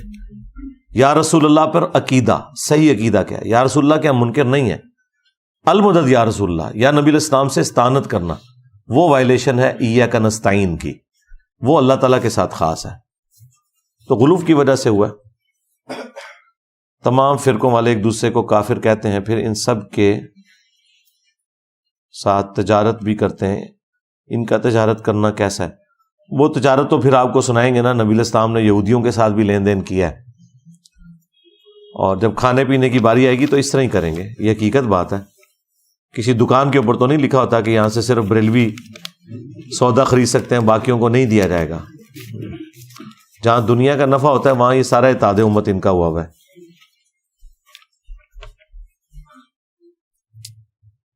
میری جاب سے ریلیٹڈ گرافکس ڈیزائن میں نامحرم عورتوں کی تصاویر لگانا کیسا ہے؟ اور ویڈیو ایڈیٹنگ میں میوزک. یار یہ اکثر لوگ پوچھتے ہیں میرے بھائی، آپ لوگ خود تو کہیں جا رہے ہیں، مجھے تو نہ گھسیٹا کریں ساتھ. میں کیسے کہہ دوں کہ نامحرم عورتوں کی تصویریں لگانا جائز ہے؟ جب عیسیٰ علیہ السلام آئیں گے تو کیا ان کو دیکھنے والے بھی صحابی ہوں گے؟ جی صحابی ہوں گے حضرت عیسیٰ علیہ السلام کے، بالکل ہوں گے. اور نبی علیہ السلام کے وہ تابعی بن جائیں گے، کیونکہ حضرت عیسیٰ علیہ السلام نے بھی نبی علیہ السلام کو دیکھا ہوا ہے شب معراج. تو یہ آنری ہوگا. اصل میں وہ چیز ہے، نبی علیہ السلام نے فرمایا سب سے بہتر زمانہ میرا، اور پھر میرے صحابہ، پھر تابعین. وہ زمانے کی ایک بہتری ہے. باقی اس طرح مراتب طے نہیں ہوں گے. مراتب تو اپنے اعمال کے ذریعے ہوں گے. آپ نے بتایا کہ کھڑے ہو کر پانی پینا نبی علیہ السلام کی سنت ہے، اور بخاری میں حضرت علی سے بھی ثابت ہے. اس حدیث کی انٹرنیشنل نمبرنگ بتا دیں. مجھے زبانی تو یاد نہیں ہے، آپ میرے لیکچر کے اندر ڈسپلے ہوئی بھی ہے، وہ آپ دیکھ لیں. آپ کھڑے ہو کر پانی پینا یہ لکھیں. لاکھوں لوگوں نے وہ ویڈیو دیکھی ہوئی ہے. اس میں ایک ایک حدیث، اس کے علاوہ بھی ڈسپلے ہوئی ہیں مختلف حدیث، صرف یہ نہیں ہے بخاری کی. اور مسلم شریف میں ایک حدیث ہے کہ نبی علیہ السلام نے فرمایا جو بھول کے بھی کھڑے ہو کر پانی پیے وہ کیا کر دے. وہ حدیث منسوخ ہے. اور مسلم شریف جب پرنٹ کیے نا دارالسلام والوں نے، انہوں نے اس حدیث کے نیچے فٹ نوٹ لگایا، اور حضرت علی کی یہ والی حدیث جو بخاری کی ہے وہ لکھ دی ہے نمبرنگ کے ساتھ کہ اس حدیث کی وجہ سے وہ منسوخ ہے. صحیح بخاری کی ایک حدیث کے مطابق کہ حضرت میر معاویہ رضی اللہ عنہ کے اوپر جنت واجب ہے کہ نہیں. ہر مسلمان جنت میں جائے گا انشاءاللہ. باقی جو کچھ نے کیا وہ بھگت کے انشاءاللہ سب نے جنت میں جانا ہے، بے فکر رہیں. ماں کے پیٹ میں بچے کی وفات ہونے سے کیا جنازہ ہوگا؟ جی جنازہ ہوگا. حنفیوں کا موقف ہے کہ نہیں ہوگا. تابعین میں بھی 2 گروہ تھے. راجے یہی ہے جو ابو داؤد ترمذی کے اندر موجود ہے کہ مردہ بچے کا بھی جنازہ ہوگا، کیونکہ ماں کے پیٹ میں تو پہلے وہ زندہ تھا نا، بعد میں فوت ہوا ہے نا. تو لیکن اس کا کوئی بڑا لیول کا کوئی فنکشن کرنے کی ضرورت نہیں ہے. چند لوگ بھی پڑھ کے دفنا دے تو کافی ہے، کوئی مسئلہ نہیں. مردہ بچے کا جنازہ، یہ میری ویڈیو ریکارڈ ہے. ایک کرسچن بھائی نے اعتراض کیا ہے کہ اگر بائبل ہمارے لوگوں نے تبدیل کر دی ہے تو قرآن مجید کے زیر و زبر بھی تو حجاج ابن یوسف کے دور میں ہوئے تھے. جی زیر و زبر سے کوئی لینا دینا نہیں ہے قرآن پاک کا، کیونکہ قرآن پاک جو ہے وہ زیر اور زبر ہم اجمیوں کے لیے لگائے گئے ہیں. وہ آپ اتار دیں. عرب قرآن جو ہے بغیر زیر اور زبر کے پڑھتے ہیں، جس طرح ہم اردو زیر زبر کے بغیر پڑھتے ہیں. ہمارا بچہ بھی دال اور نون اکٹھا لکھا ہو تو اسے دن پڑھے گا، دان یا دون نہیں پڑھے گا. ایسا ہی ہے نا. تو دون یا دان کیوں نہیں پڑھتا؟ کیا ہمارا بچہ بھی اس چیز کا محتاج ہے کہ دال کے نیچے زیر لگائے؟ ہم خود نہیں کبھی زیر لگاتے. دن اور رات لکھنا ہو تو دن کو دال اور نون لکھتے ہیں. تو یہ جو اعراب لگائے گئے تھے یا زیر زبر پیش کہہ لیں آپ، علامات لگائی گئی تھیں، وہ اس لیے لگائی گئی تھیں تاکہ جو نان عربک لوگ ہیں وہ یہ فرق کر سکیں. کیونکہ عربی زبان کے اندر ایک طرح کے الفاظ بعض اوقات ہوتے ہیں اور ان کی زبر زیر پیش سے ان کی جو وہ حالت بدلتی ہے. تو وہ عام لوگوں کو تو اندازہ نہیں ہوتا. اپنی اصلی حالت میں تو حالت رفع میں چیزیں پائی جاتی ہیں. مثلا لفظ نبی علیہ السلام کا جو مبارک نام ہے محمدن، یہ لفظ ہے محمدن. جب ہم اسے پڑھتے ہیں تو محمد وقف کر کے پڑھتے ہیں، لیکن جب یہ جملوں کے اندر جائے گا تو پھر اس کی حالت بدل جائے گی. کلمے میں ہم کیا پڑھتے ہیں؟ لا الہ الا اللہ محمد الرسول اللہ، کیونکہ محمد دن ہے نا، دن کے بعد را آتی ہے تو وہ اس کے ساتھ مل جاتا ہے. لیکن اذان میں ہم کیا پڑھتے ہیں؟ اشہد ان محمد دن محمد رسول اللہ. کیوں؟ انا آ گیا، انا کی وجہ سے دو پیش دو زبر میں بدل گئی. اور درود شریف میں اللہم صلی علی محمد دن، وہاں دو زیریں بن جاتی ہیں. تو عربی میں چونکہ اس طرح کے معاملات ہیں اس لیے لگائے گئے. اس کا اور حجاج بن یوسف والی بات بھی ہمارے نزدیک تو مضبوط نہیں ہے. حضرت علی کے دور میں یہ سب کچھ ہوا تھا، ان کے شاگرد نے کیا تھا ان کے حکم سے. ابو الاسود الدولی، یہ بھی اس پہ بھی میری ویڈیو ریکارڈ ہے. تو قرآن زیر زبر پیش سے کوئی بدلنے والا معاملہ نہیں ہوتا. وہ اتار بھی دیں تب بھی اس کو اسی طریقے سے ہی پڑھا جائے گا. سود کے بارے میں ڈیٹیل سے بتا دیں. کیا بتائیں جی؟ سود کے بارے میں اتنا ہی کافی ہے کہ آیت نمبر 279 ہے سورۃ البقرہ کی کہ اللہ اور اس کے رسول کا اعلان جنگ ہے. باقی سود کیا کیا چیز ہے؟ پیسے کے بدلے پیسہ سود ہے. اسلامک بینکنگ آپ یہ لکھیں یوٹیوب کے اوپر، ہر حوالے سے میری تفصیلی ویڈیو آپ کے سامنے آ جائیں گی. انٹرنیٹ کا کاروبار کیسا ہے؟ ٹھیک ہے جی، انٹرنیٹ کا یوز اگر کوئی غلط کرتا ہے وہ اس کا اپنا معاملہ ہے، کاروبار تو درست ہے. قوالی میں دھمال یا ہوش سے باہر ہو جانے کی کیا حقیقت ہے؟ یہ ایک سائنٹیفک فینومینا ہے، ہو جاتا ہے ایسے. وہ قوالی ہو، کوئی میوزک ہو، یہ ایک سائنٹیفک فینومینا ہے، ایک نیچرل فینومینا ہے. ریزوننس کا یہ ہو جاتا ہے، اس کا کوئی دین کے ساتھ کوئی تعلق نہیں ہے. ہاں جی. کافر اور مشرک میں کیا فرق ہے؟ ہندو یا کوئی اور بت پرست بھی کافر ہے؟ دیکھیں کافر تو سارے ہی کے سارے ہیں اس حوالے سے کہ جنہوں نے نبی علیہ السلام کی نبوت کا انکار کیا. مشرک ٹرم جو ہے وہ چھوٹی ہے کافر کے مقابلے پہ. جو شرک ہے وہ تو اللہ تعالیٰ کی ذات اور صفات کے اعتبار سے ہے. وہ تو مسلمانوں میں بھی ایسے لوگ موجود ہیں جو شرک کر رہے ہیں، لیکن ہم انہیں کلمہ گو مشرک کہتے ہیں. ان کو ہم کافر مشرک نہیں کہتے، چونکہ وہ اللہ رسول آخرت کے ماننے والے ہیں. کہیں ان کو کوئی غلطی لگی ہوئی ہے. اب اس طرح کے نان مسلم بھی موجود ہیں جو اللہ کے ساتھ شریک نہیں ٹھہرا رہے کسی اور ہستی کو، لیکن نبی علیہ السلام کا انہوں نے انکار کیا ہوا، تو ہم انہیں کافر کہیں گے، مشرک وہ نہیں ہوں گے. تو اللہ تعالیٰ کی ذات اور صفات میں جو شریک کرنے والے ہیں وہ مشرک ہیں، اور جو اللہ رسول آخرت کسی بھی چیز کا مطلقاً انکار کرنے والے یا اس میں سے کسی ضروریات دین کا انکار کرنے والے لوگ وہ کافر ہیں. تو مختصر آپ یہ سمجھ لیں کہ جتنے بھی نان مسلم ہیں وہ سب کے سب کافر ہیں. باقی اس کی جو ایک منطقی بحث ہیں جو غامدی صاحب کرتے ہیں وہ عام بندے کی ضرورت ہی نہیں ہے. آپ کے لیے بس اتنا ہی کافی ہے. بال بیچنا کیسا ہے؟ بال ناخن کاٹ کر دفنانے چاہیے. دفنا دیں، دفنانے کی یہ ماڈرن فارم ہے. اگر نالی میں بھی آپ بہاتے ہیں تو وہ ظاہر ہے الٹیمیٹلی ڈسپوز آف ہی ہو جاتے ہیں. یہ ضروری نہیں ہے کہ ان کو کوئی دفنانا ہے آپ نے، مطلب پبلک ڈومین سے باہر نکال دینا. باقی بال بیچنا تو ناجائز ہے جی، اس کی کوئی انسانی اعضاء بیچ نہیں سکتے. ہاں ویسے آپ نے ڈونیٹ کرنے ہیں وہ ایک معاملہ علیحدہ ہے، کسی کام کے لیے اگر استعمال ہوتے ہوں وہ. لیکن اس میں بھی اب جو بال کی وگ بنانا اوریجنل بالوں کی، وہ تو صحیح مسلم کے اندر حدیث ہے کہ نبی علیہ السلام نے منع فرمایا ہے. سنتھیٹک بالوں کی ہو سکتی ہے، اوریجنل بالوں کی نہیں. جو غیر مسلم فلاحی فنڈنگ کرتے ہیں ان کے ساتھ آخرت میں کیا معاملہ ہوگا؟ کیا انہیں اجر ملے گا؟ دنیا میں تو اجر مل جاتا ہے ان کو، ان کے لیے دنیا کا اجر تو ہے نا کہ لوگ ان کی تعریف کریں گے. آخرت کا تعلق میرے بھائی ہدایت کے ساتھ ہے، چاہے مسلمان ہے چاہے کافر ہے. جب تک وہ اللہ اور اس کے پیغمبر کی تعلیمات پہ عمل نہیں کرتا، آخرت کے بارے میں وہ چھوڑ دے. جو نماز روزہ حج زکوٰۃ کرنے والے لوگ ہیں ان کے بارے میں بھی آیا کہ اگر ریاکاری کے لیے کیا تو وہ پکڑے جائیں گے. مسند احمد میں حدیث ہے جس نے دکھلاوے کے لیے روزہ رکھا اس نے شرک کیا، جس نے دکھلاوے کے لیے نماز پڑھی اس نے شرک کیا، جس نے دکھلاوے کے لیے صدقہ کیا اس نے شرک کیا. اور وہ مسلم کی جو مشہور حدیث ہے کہ ڈھیروں ڈھیر نماز روزہ حج زکوٰۃ کی نیکیاں لے کر قیامت والے دن ایک بندہ آئے گا، لیکن اس نے حقوق العباد کے معاملے میں کمزوری دکھائی ہوگی، ایک ایک کر کے لوگ اس کی نیکیاں لے جائیں گے اور الٹیمیٹلی اسے جہنم میں پھینک دیا جائے گا۔ تو یہ تو میں کئی دفعہ بیان کر چکا ہوں۔ گھر سے بھاگ کر شادی کرنے والوں کے ساتھ کیا سلوک کرنا چاہیے؟ ہاں، ان کو پیار سے بلائیں اور آفیشلی نکاح خاں کو بلا کے صحیح والا نکاح کروا دیں، یہی سلوک کرنا چاہیے، اور کیا کرنا چاہیے؟ ان کو مارنا ہے آپ نے؟ آنر کلنگ تو اسلام میں کوئی نہیں ہے۔ جب کبھی ماں باپ کو پتہ چل جائے کوئی ایسا معاملہ بن گیا تو اپنی جو ہے نا وہ عزت اسی صورت میں وہ بچا سکتے ہیں کہ اس معاملے کو آگے لے کے چلیں، الا یہ کہ وہ کوئی بچہ مطلب کوئی ایسا تخریب کار قسم کا بچہ یا بچی ہے پھر اس میں کریں۔ باقی اگر کوئی دنیاوی کمزوری ہے، کوئی شکل پیاری نہیں ہے، کسی کا خاندان نیچا ہے، اس پہ آپ ٹالریٹ کر لیں۔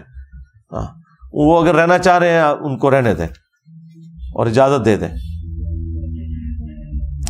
جیسا کہ حدیث میں نماز کے مختلف طریقے بیان کیے گئے ہیں جو درست بھی ہیں، اگر والدین بغیر رفع نہیں کتنے طریقے بیان کیے گئے ہیں، یہ آپ کے والدین نے ہی آپ کو بتایا کیونکہ انہوں نے کچھ پڑھا ہی نہیں ہوا تھا۔ طریقہ تو ایک ہی ہے نماز کا۔ باقی آپ یہ پوچھیں کہ جو والدین رفع دین نہ کرنے دیں تو انہیں کہیں کہ اماں ابا تسی تو شاہی کوئی نہیں، ہاں یہ کہا کریں انہیں۔ یہی جواب ہے ہمارے پاس۔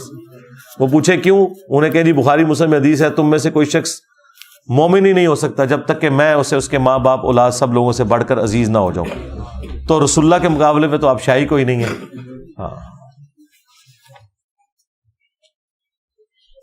انڈیا نے چندریال 3 چاند پر بھیجا، کیا اسلامی یا دنیاوی نقطہ نظر سے اس کا انسانیت کو کوئی فائدہ ہوگا؟ یہ نا انڈیا سے پہلے بھی اور لوگ جا چکے ہیں، مطلب فائدہ تو ہے، کیوں نہیں ہے؟ جب اس طرح کی چیزیں ایکسپلور ہوتی ہیں تو آپ کے علم میں اللہ تعالیٰ کی قدرتیں جو ہیں ان کو آپ کو پتہ چلتا ہے۔ ٹھیک ہے، ایک معاملہ اچھی چیز ہے۔ اس کی بجائے آپ اپنے بڑوں سے پوچھیں کہ آپ لوگ کیا کرتے رہے۔ ہاں، کیا قضا بعد میں پڑھ سکتے ہیں، مثلاً فجر کی ظہر کے ٹائم میں؟ ہاں جی پڑھ سکتے ہیں، بس اتنی لیٹ نہ کریں کہ آپ کی نماز کی ترتیب ٹوٹ جائے۔ زور سے پہلے پڑھ لیں، یعنی زور کے لیے جب وضو کریں تو آپ پہلے 2 فرض فجر کے پڑھ لیں تاکہ آپ کی ترتیب قائم رہے، اگر کوئی اس طرح ہو گیا۔ ویسے تو بہتر یہ کہ اتنا لمبا آپ پیریڈ انتظار ہی نہ کریں، صبح آفس جانے سے پہلے یا کالج یونیورسٹی جانے سے پہلے وہ پڑھ لیں اشراق کے وقت میں۔ میرے والد کی نصیحت تھی کہ 40واں نہیں کروانا۔ 40واں یعنی تیجا کروا لینا، 40واں نہیں کروانا یا کچھ بھی نہیں کروانا۔ لیکن میری والدہ نے سب کے ساتھ ضد کر کے ختم کروایا تھا، میں انہیں سمجھاتا رہا پر وہ نہیں مانی۔ ٹھیک ہے، تو وہ اس لیے نہیں مان رہی کہ وہ معاشرے کے پریشر میں، ہمارے ماں باپ کا دین کے ساتھ کوئی لینا دینا نہیں ہے، یہ بس نسلاً مسلمان تھے، اللہ تعالیٰ انہیں ہدایت دے، ہم تو بتا ہی سکتے ہیں۔ صرف نماز میں ہاتھ کا سہارا لے کر بیٹھنے سے منع کیا ہے۔ ہاں جی، وہ جو منع کرنے کا جو ابو داؤد میں ہے نا، وہ کوئی شخص کمر پہ یوں ہاتھ رکھ کے وہ سہارا لے، وہ والا منع ہے، یہ نہیں ہے۔ یہ صحیح بخاری میں عبداللہ بن عمر کا آپ نے لکھا ہے، بخاری میں 803 نمبر حدیث جو ہے اس کی ہیڈنگ میں لکھا ہے کہ عبداللہ بن عمر جو ہے وہ سجدے میں جاتے وقت پہلے ہاتھ لگاتے تھے اور پھر گھٹنے لگاتے تھے۔ تو یہ جو سہارا والا جو ہے نا اس پوزیشن کا، اس کا میں نے تفصیل سے نماز والے لیکچر میں بتایا ہوا ہے 70A مسئلے کے اندر۔ اس طرح کوئی بھی نہیں کرتا آج کل، میں آپ کو وہ طریقہ بھی نہیں بتانا چاہتا کیونکہ آپ میں سے کوئی کر ہی نہیں رہا۔ ابو داؤد میں ہے کہ ہاتھوں سے پہلے گھٹنے لگا کر اونٹ کی طرح نہ بیٹھو، تو وہ روایت تو ضعیف ہے نا جی، اور اس سے جو اگلی روایت ہے اس میں تو ہے کہ پہلے ہاتھ لگاؤ اور پھر گھٹنے، وہ روایت بالکل صحیح ہے، اور بخاری میں بھی 803 نمبر حدیث کی ہیڈنگ میں لکھا ہوا ہے۔ اسکول کالج میں بچوں کو رنگ و نسل دیکھ کر نمبر دینا کیسا ہے؟ یہ پتہ نہیں کون سے اسکول ہیں جن میں ایسے دیا جاتا ہے، ایسا تو نہیں ہوتا یار، ایسا تو کہیں نہیں ہوتا۔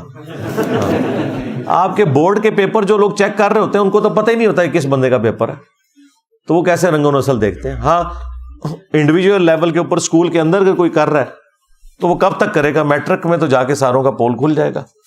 یہ جو پرائیویٹ کالجز اسکولز کے اندر بچوں کو زبردستی پاس بھی کرتے ہیں تو بورڈ کے پیپر میں تو جا کے سمجھ لیں بورڈ کا جو پیپر ہے وہ تو قیامت کا دن ہی ہوتا ہے ان کے لیے. ہاں اس میں تو فیصلہ ہو جاتا ہے پھر. تو یہ دشمنی کر رہے ہیں لوگوں کے ساتھ جو لوگ اس طرح کی حرکتیں کر رہے ہوتے ہیں. میاں بیوی کی لڑائی ہوئی تھی گھر کے خرچے کی وجہ سے. جی زیادہ تر یہی ہوتا ہے. 1 سال ہو گیا آپس میں بولتے نہیں, علیحدگی بھی اختیار نہیں کر رہے, جس کی وجہ سے بچے رل گئے ہیں.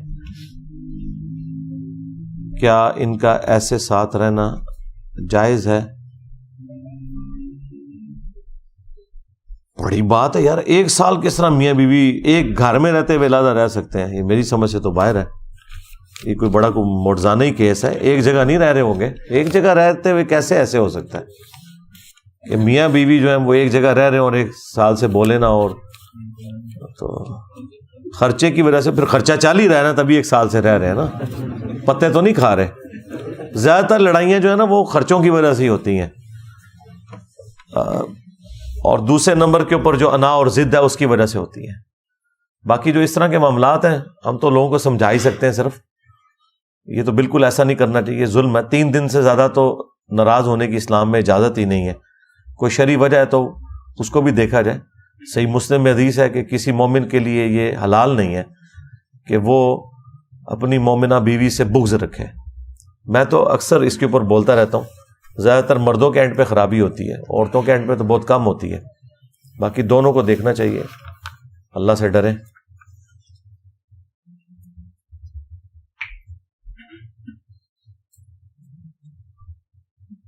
امتحان میں دوست کو نقل کروانا کیسا ہے؟ ثواب کا کام ہے جی. ہاں اس کی دنیا بھی برباد کریں اور اپنی آخرت برباد کر لیں. آپ خدا کے لیے اللہ سے ڈریں, اس طرح کرنے کا کوئی فائدہ نہیں ہے. نقل کروانے سے کچھ بھی نہیں ہونا, گناہ ہے بالکل. یہ پاکستان اس وقت شدید معاشی مشکلات کا شکار ہے. کیا وجہ ہے کہ ہمارا دین ہماری اس پسماندگی میں رہنمائی کرنے سے قاصر ہے؟ دین کہاں سے قاصر ہے یار؟ دین کو ہر جگہ ویسے ہی لے آتے ہیں, دین قاصر ہو گیا, اسلام کیا کہتا ہے. اللہ کے بندو, آپ لوگ تو انسان بھی نہیں ہو, اسلام کو تو چھوڑ دو. ایز اے نیشن جو آپ لوگوں کی اپروچ ہے وہ تو انسانوں سے بھی گری ہوئی ہے. اسلام تو بہت اوپر کی چیز ہے. جانوروں کا ہجوم بنے ہوئے ہم لوگ.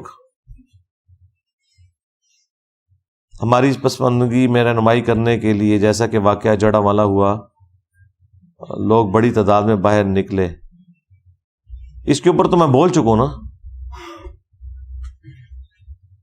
مگر اس کی خاطر کوئی باہر نہیں نکلتا. ہم نکلے میرے بھائی, لوگوں کو ایجوکیٹ کر رہے ہیں, کیا کریں, اس سے زیادہ تو کچھ نہیں کر سکتے. انارکی پھیلے گی. اب یہ دیکھیں نا آپ, 4-5 دن سے جو یہ بجلی کے بلوں والا ایشو بنا ہوا ہے. پہلے کشمیر کے اندر, آزاد کشمیر کے اندر ہزاروں لوگوں نے اپنے بیس جلائے ہیں. اس کے بعد کل میں مین میڈیا پہ یہ خبریں دیکھ رہا تھا. اس کا مطلب ہے کہ یہ خبریں قابو سے باہر ہو گئی ہیں جو مین میڈیا کے اوپر آ رہی ہیں.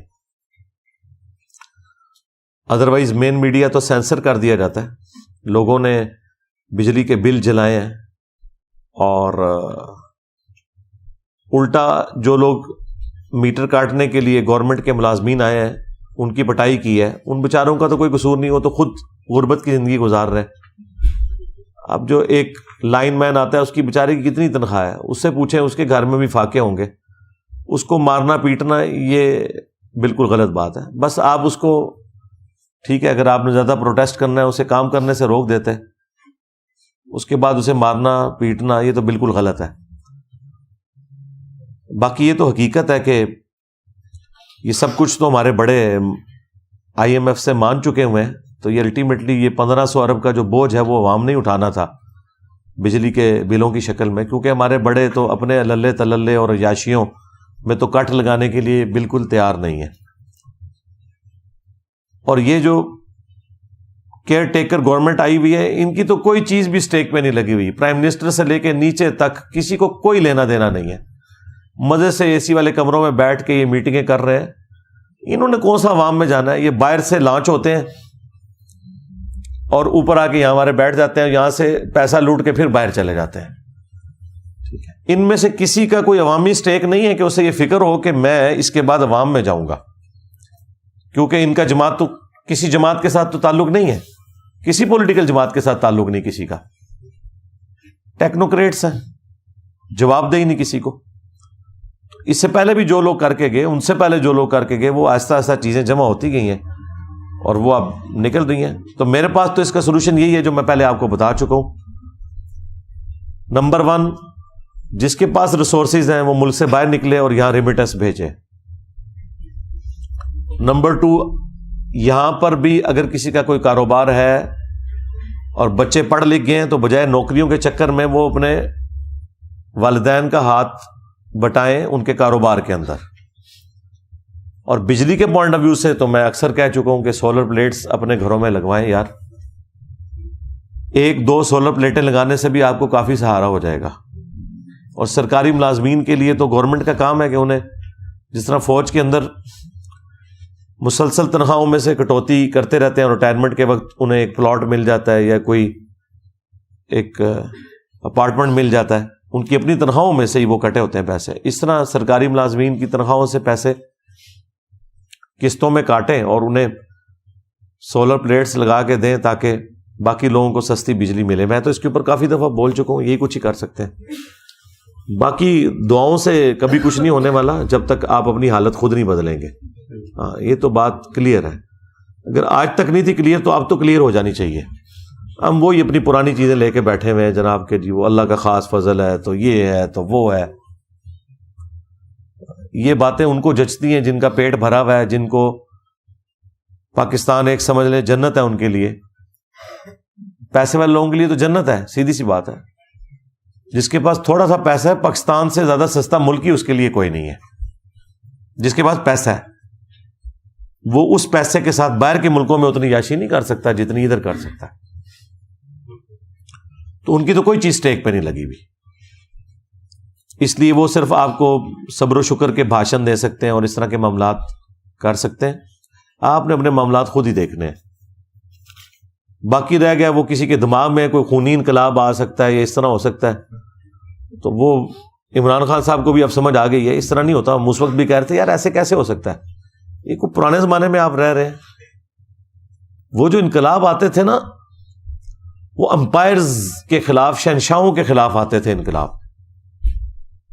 یہ ابھی تک جتنے آپ کو انقلاب نظر آ رہے ہیں، انقلاب ایران ہو یا رشیا کا انقلاب ہو، سلطنت عثمانیہ کا ٹوٹنا ہو، گریٹ برٹن کی شہنشاہیت کا خاتمہ ہو، اور ریسنٹلی سب سے بڑا انقلاب جو آیا وہ قریب قریب جو ہے وہ ایران کا انقلاب 79 میں، وہ بھی شہنشاہ کے خلاف تھا.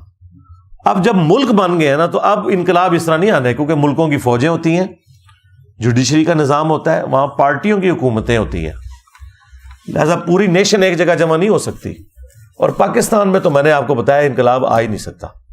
یہاں فرقے اتنے زیادہ ہیں، سیاسی ڈویژنز تو الگ سے ہیں، فرقے کتنے زیادہ ہیں. اللہ نہ کرے کوئی انقلاب آئے، کیونکہ ایک فرقے والا اگر انقلاب لے کے آیا تو دوسرے کو تو اس نے زندہ رہنے کا حق بھی نہیں دینا. یہ ذہن میں رکھیے گا. میری ویڈیوز بھی لوگ آؤٹ آف کانٹیکسٹ اٹھاتے ہیں کہ جی انجینئر صاحب کہہ رہے ہیں کہ جی یہاں سیکولرزم ہو. بالکل، میں نے تو ایک کمپیریٹیولی بات کی ہے. سیکولرزم کا جو یہ پورشن ہے کہ ہر شخص کو اپنا پوائنٹ آف ویو رکھنے کی اجازت ہے، یہ تو عین اسلامک ہے. اگر آپ خلافت سے مراد یہ لے رہے ہیں کہ بریلویوں کے ہاتھ میں حکومت دے دیں اور وہ اہل حدیثوں کو اور دیوبندیوں کو قتل کر دیں، تو ہم تو اس طرح کی خلافت پر لعنت بھیجتے ہیں. یہ کون سی اسلامی حکومت ہے؟ تو یہ اسی قسم کی خلافت آنی ہے یہاں پہ. وہ معاملہ ختم. جتنے لوگ خلافت کی باتیں کر رہے ہیں، انہوں نے سب سے بڑا جو بلنڈر کیا ہے یہ ان کے ساتھ ہوا ہے، انہوں نے فرقوں کو نظر انداز کیا ہے.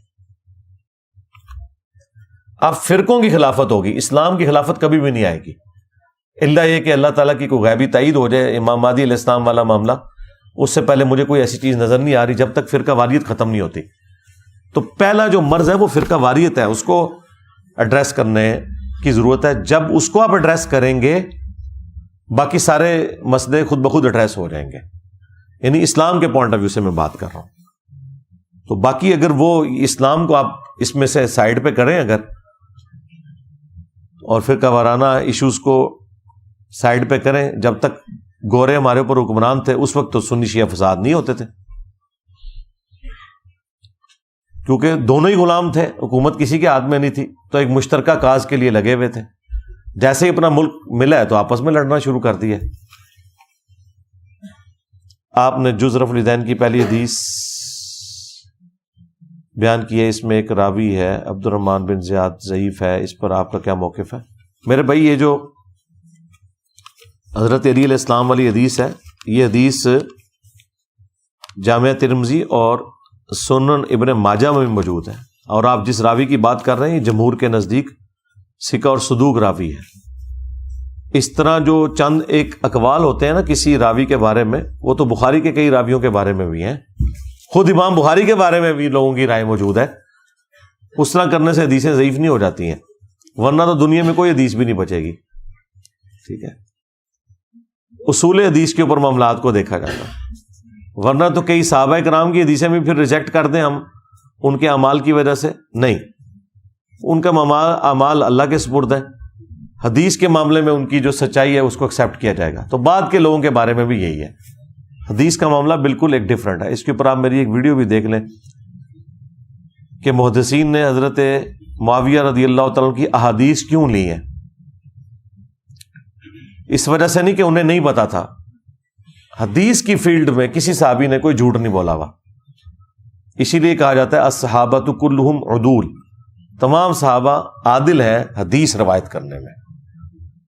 یہ گناہ اللہ کے فضل سے اللہ نے محفوظ رکھا ہے صحابہ کرام علیہم رضوان کو، اور ان کے بعد بھی جو لوگ اس طرح کے ہیں کہ جن کے اپنے عقائد و نظریات ہیں، کوئی خارجی ہے، کوئی ناصبی ہے، کوئی رافضی ہے، لیکن وہ جھوٹا نہیں ہے، سچا ہے، تو اس کی روایت بھی قبول کی جائے گی۔ یہ حدیث کا اصول ہے، اور یہ کو میں نے نہیں بنایا ہوا، شروع سے ہے۔ آج بھی کئی غیر مسلم آپ دیکھیں، یعنی اپنی تمام کمزوریوں کے باوجود سچ بولتے ہیں، بے ایمانی نہیں کرتے۔ تو اس طرح مسلمانوں میں بھی ایسے لوگ تھے جو اپنی گمراہیوں کے باوجود سچ بولتے تھے، جھوٹ نہیں بولتے تھے، حافظہ ان کا نہیں بگڑا ہوا تھا۔ تو صرف عقیدے کی بنیاد کے اوپر ان کی حدیثیں فارغ نہیں کی جا سکتی کہ ان کا اپنا عقیدہ کیا تھا۔ بخاری میں 100 کے قریب راوی ہیں جو شیعہ ہیں، ان میں ایسے شیعہ راوی بھی ہیں جو شیعہ مسجدوں کے امام بھی تھے، یعنی وہ فرقہ واریت ہوئی بھی اور مسجدیں بھی الہ تھا، لیکن امام بخاری نے حدیثیں لی ہیں۔ بخاری کے کئی راوی ناسبی بھی ہیں، مروان بن حکم خود اتنا بڑا ناسبی ہے، حدیث تو لی ہے اس سے، چاہے وہ تائید میں لی ہے، لیکن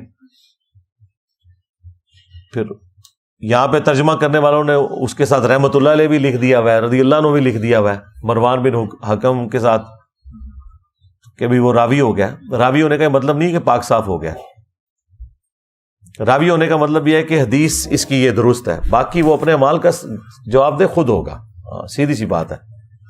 جس طرح بخاری میں حدیث ہے کہ وہ 3 راتوں سے جو تیرا مہمان تھا ابو ہریرہ شیطان تھا، ہے وہ جھوٹا لیکن اس نے بات سچی کی ہے۔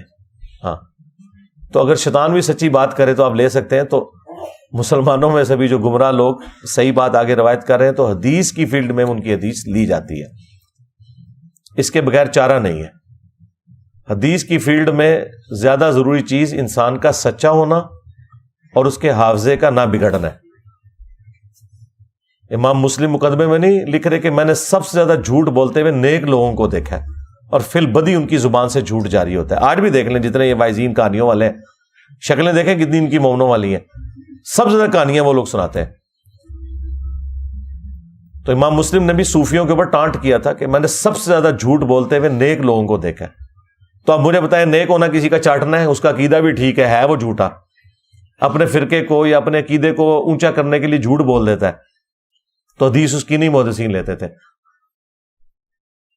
اور سائملٹینیس کنٹراسٹ یہ کہ بندہ بد عقیدہ تھا لیکن وہ جھوٹ نہیں بولتا تھا، اس کی حدیث لی ہے۔ اور یہ عقل بھی تقاضا کرتی ہے کہ جو جھوٹ نہ بولتا ہو، حافظہ نہ اس کا بگڑا ہوا ہو، اس کے اپنے ذاتی کردار اللہ کے سپرد، آپ اسے حدیث لیں گے۔ لیں جی، یہ پورا آپ کا تھدا اللہ کے فضل سے میں نے ختم کر دیا۔ جتنی پرچیاں میرے پاس آئی تھیں وہ میں نے جو برکت کے لیے یہاں بیٹھنے والا معاملہ ہم کرتے ہیں وہ کور کر دیے۔ باقی تو پرچیاں آپ ابھی بھی اتنی اور لکھ کے آگے کر دیں گے، لیکن اس کا کوئی فائدہ نہیں ہے۔ اللہم انی اسألک بانک انت اللہ لا الہ الا انت الاحد الصمد الذي لم يلد ولم يولد ولم يكن له كفوا أحد وإلهكم إله واحد لا إله إلا هو الرحمن الرحيم الف لام میم الله لا إله إلا هو الحي القيوم اللهم صل على محمد وعلى آل محمد اللهم ربنا آتنا في الدنيا حسنة وفي الآخرة حسنة وقنا عذاب النار ربنا آتنا من لدنك رحمة وهيئ لنا من أمرنا رشدا اللهم أحسن عاقبتنا في الأمور كلها وأجرنا من خزي الدنيا وعذاب الآخرة اللهم اغفر لحينا وميتنا وشاهدنا وغائبنا وصغيرنا وكبيرنا وذكرنا وأنثانا اللهم من أحييته منا فأحيه على الإسلام ومن توفيته منا فتوفه على الإيمان۔ اے اللہ، جن جن بھلائیوں کا سوال تیرے محبوب صلی اللہ علیہ وآلہ وسلم نے تجھ سے کیا، ہمارے حق میں، ہمارے ماں باپ کے حق میں، ہمارے بیوی بچوں کے حق میں، پوری امت کے حق میں قبول و منظور فرما۔ جن جن چیزوں کے شر سے تیرے محبوب علیہ السلام نے تیری پناہ طلب کی، تمام مسلمانوں کو ان چیزوں کے شر سے اپنی پناہ عطا فرما۔ بالخصوص انڈیا، کشمیر، فلسطین، چائنا، عراق، یمن، شام، افغانستان، پاکستان میں جہاں کئی مسلمان کس پرسی کی زندگی گزار رہے ہیں، غیب سے ان کی عزت، آبرو، جان و مال کی حفاظت فرما۔ حاضرین کے دلوں میں جو جو نیک اور جائز دعائیں ہیں قبول فرما۔ جو بیمار ہیں یا ان کے رشتہ دار بیمار ہیں، شفا عطا فرما۔ جو فوت ہو چکے ان کی مغفرت فرما۔ اے اللہ، تمام مسلمانوں کی تمام دینی، دنیاوی، جسمانی، روحانی، ظاہری، باطنی پریشانیاں، تکلیف، مصیبتیں، دکھتا، بیماریاں، دشواریاں دور فرما۔ سبحان ربک رب العزت عما یصفون وسلام علی المرسلین والحمد للہ رب العالمین وصلی اللہ علی النبی الکریم وعلی آلہ واصحابہ اجمعین الی یوم الدین آمین۔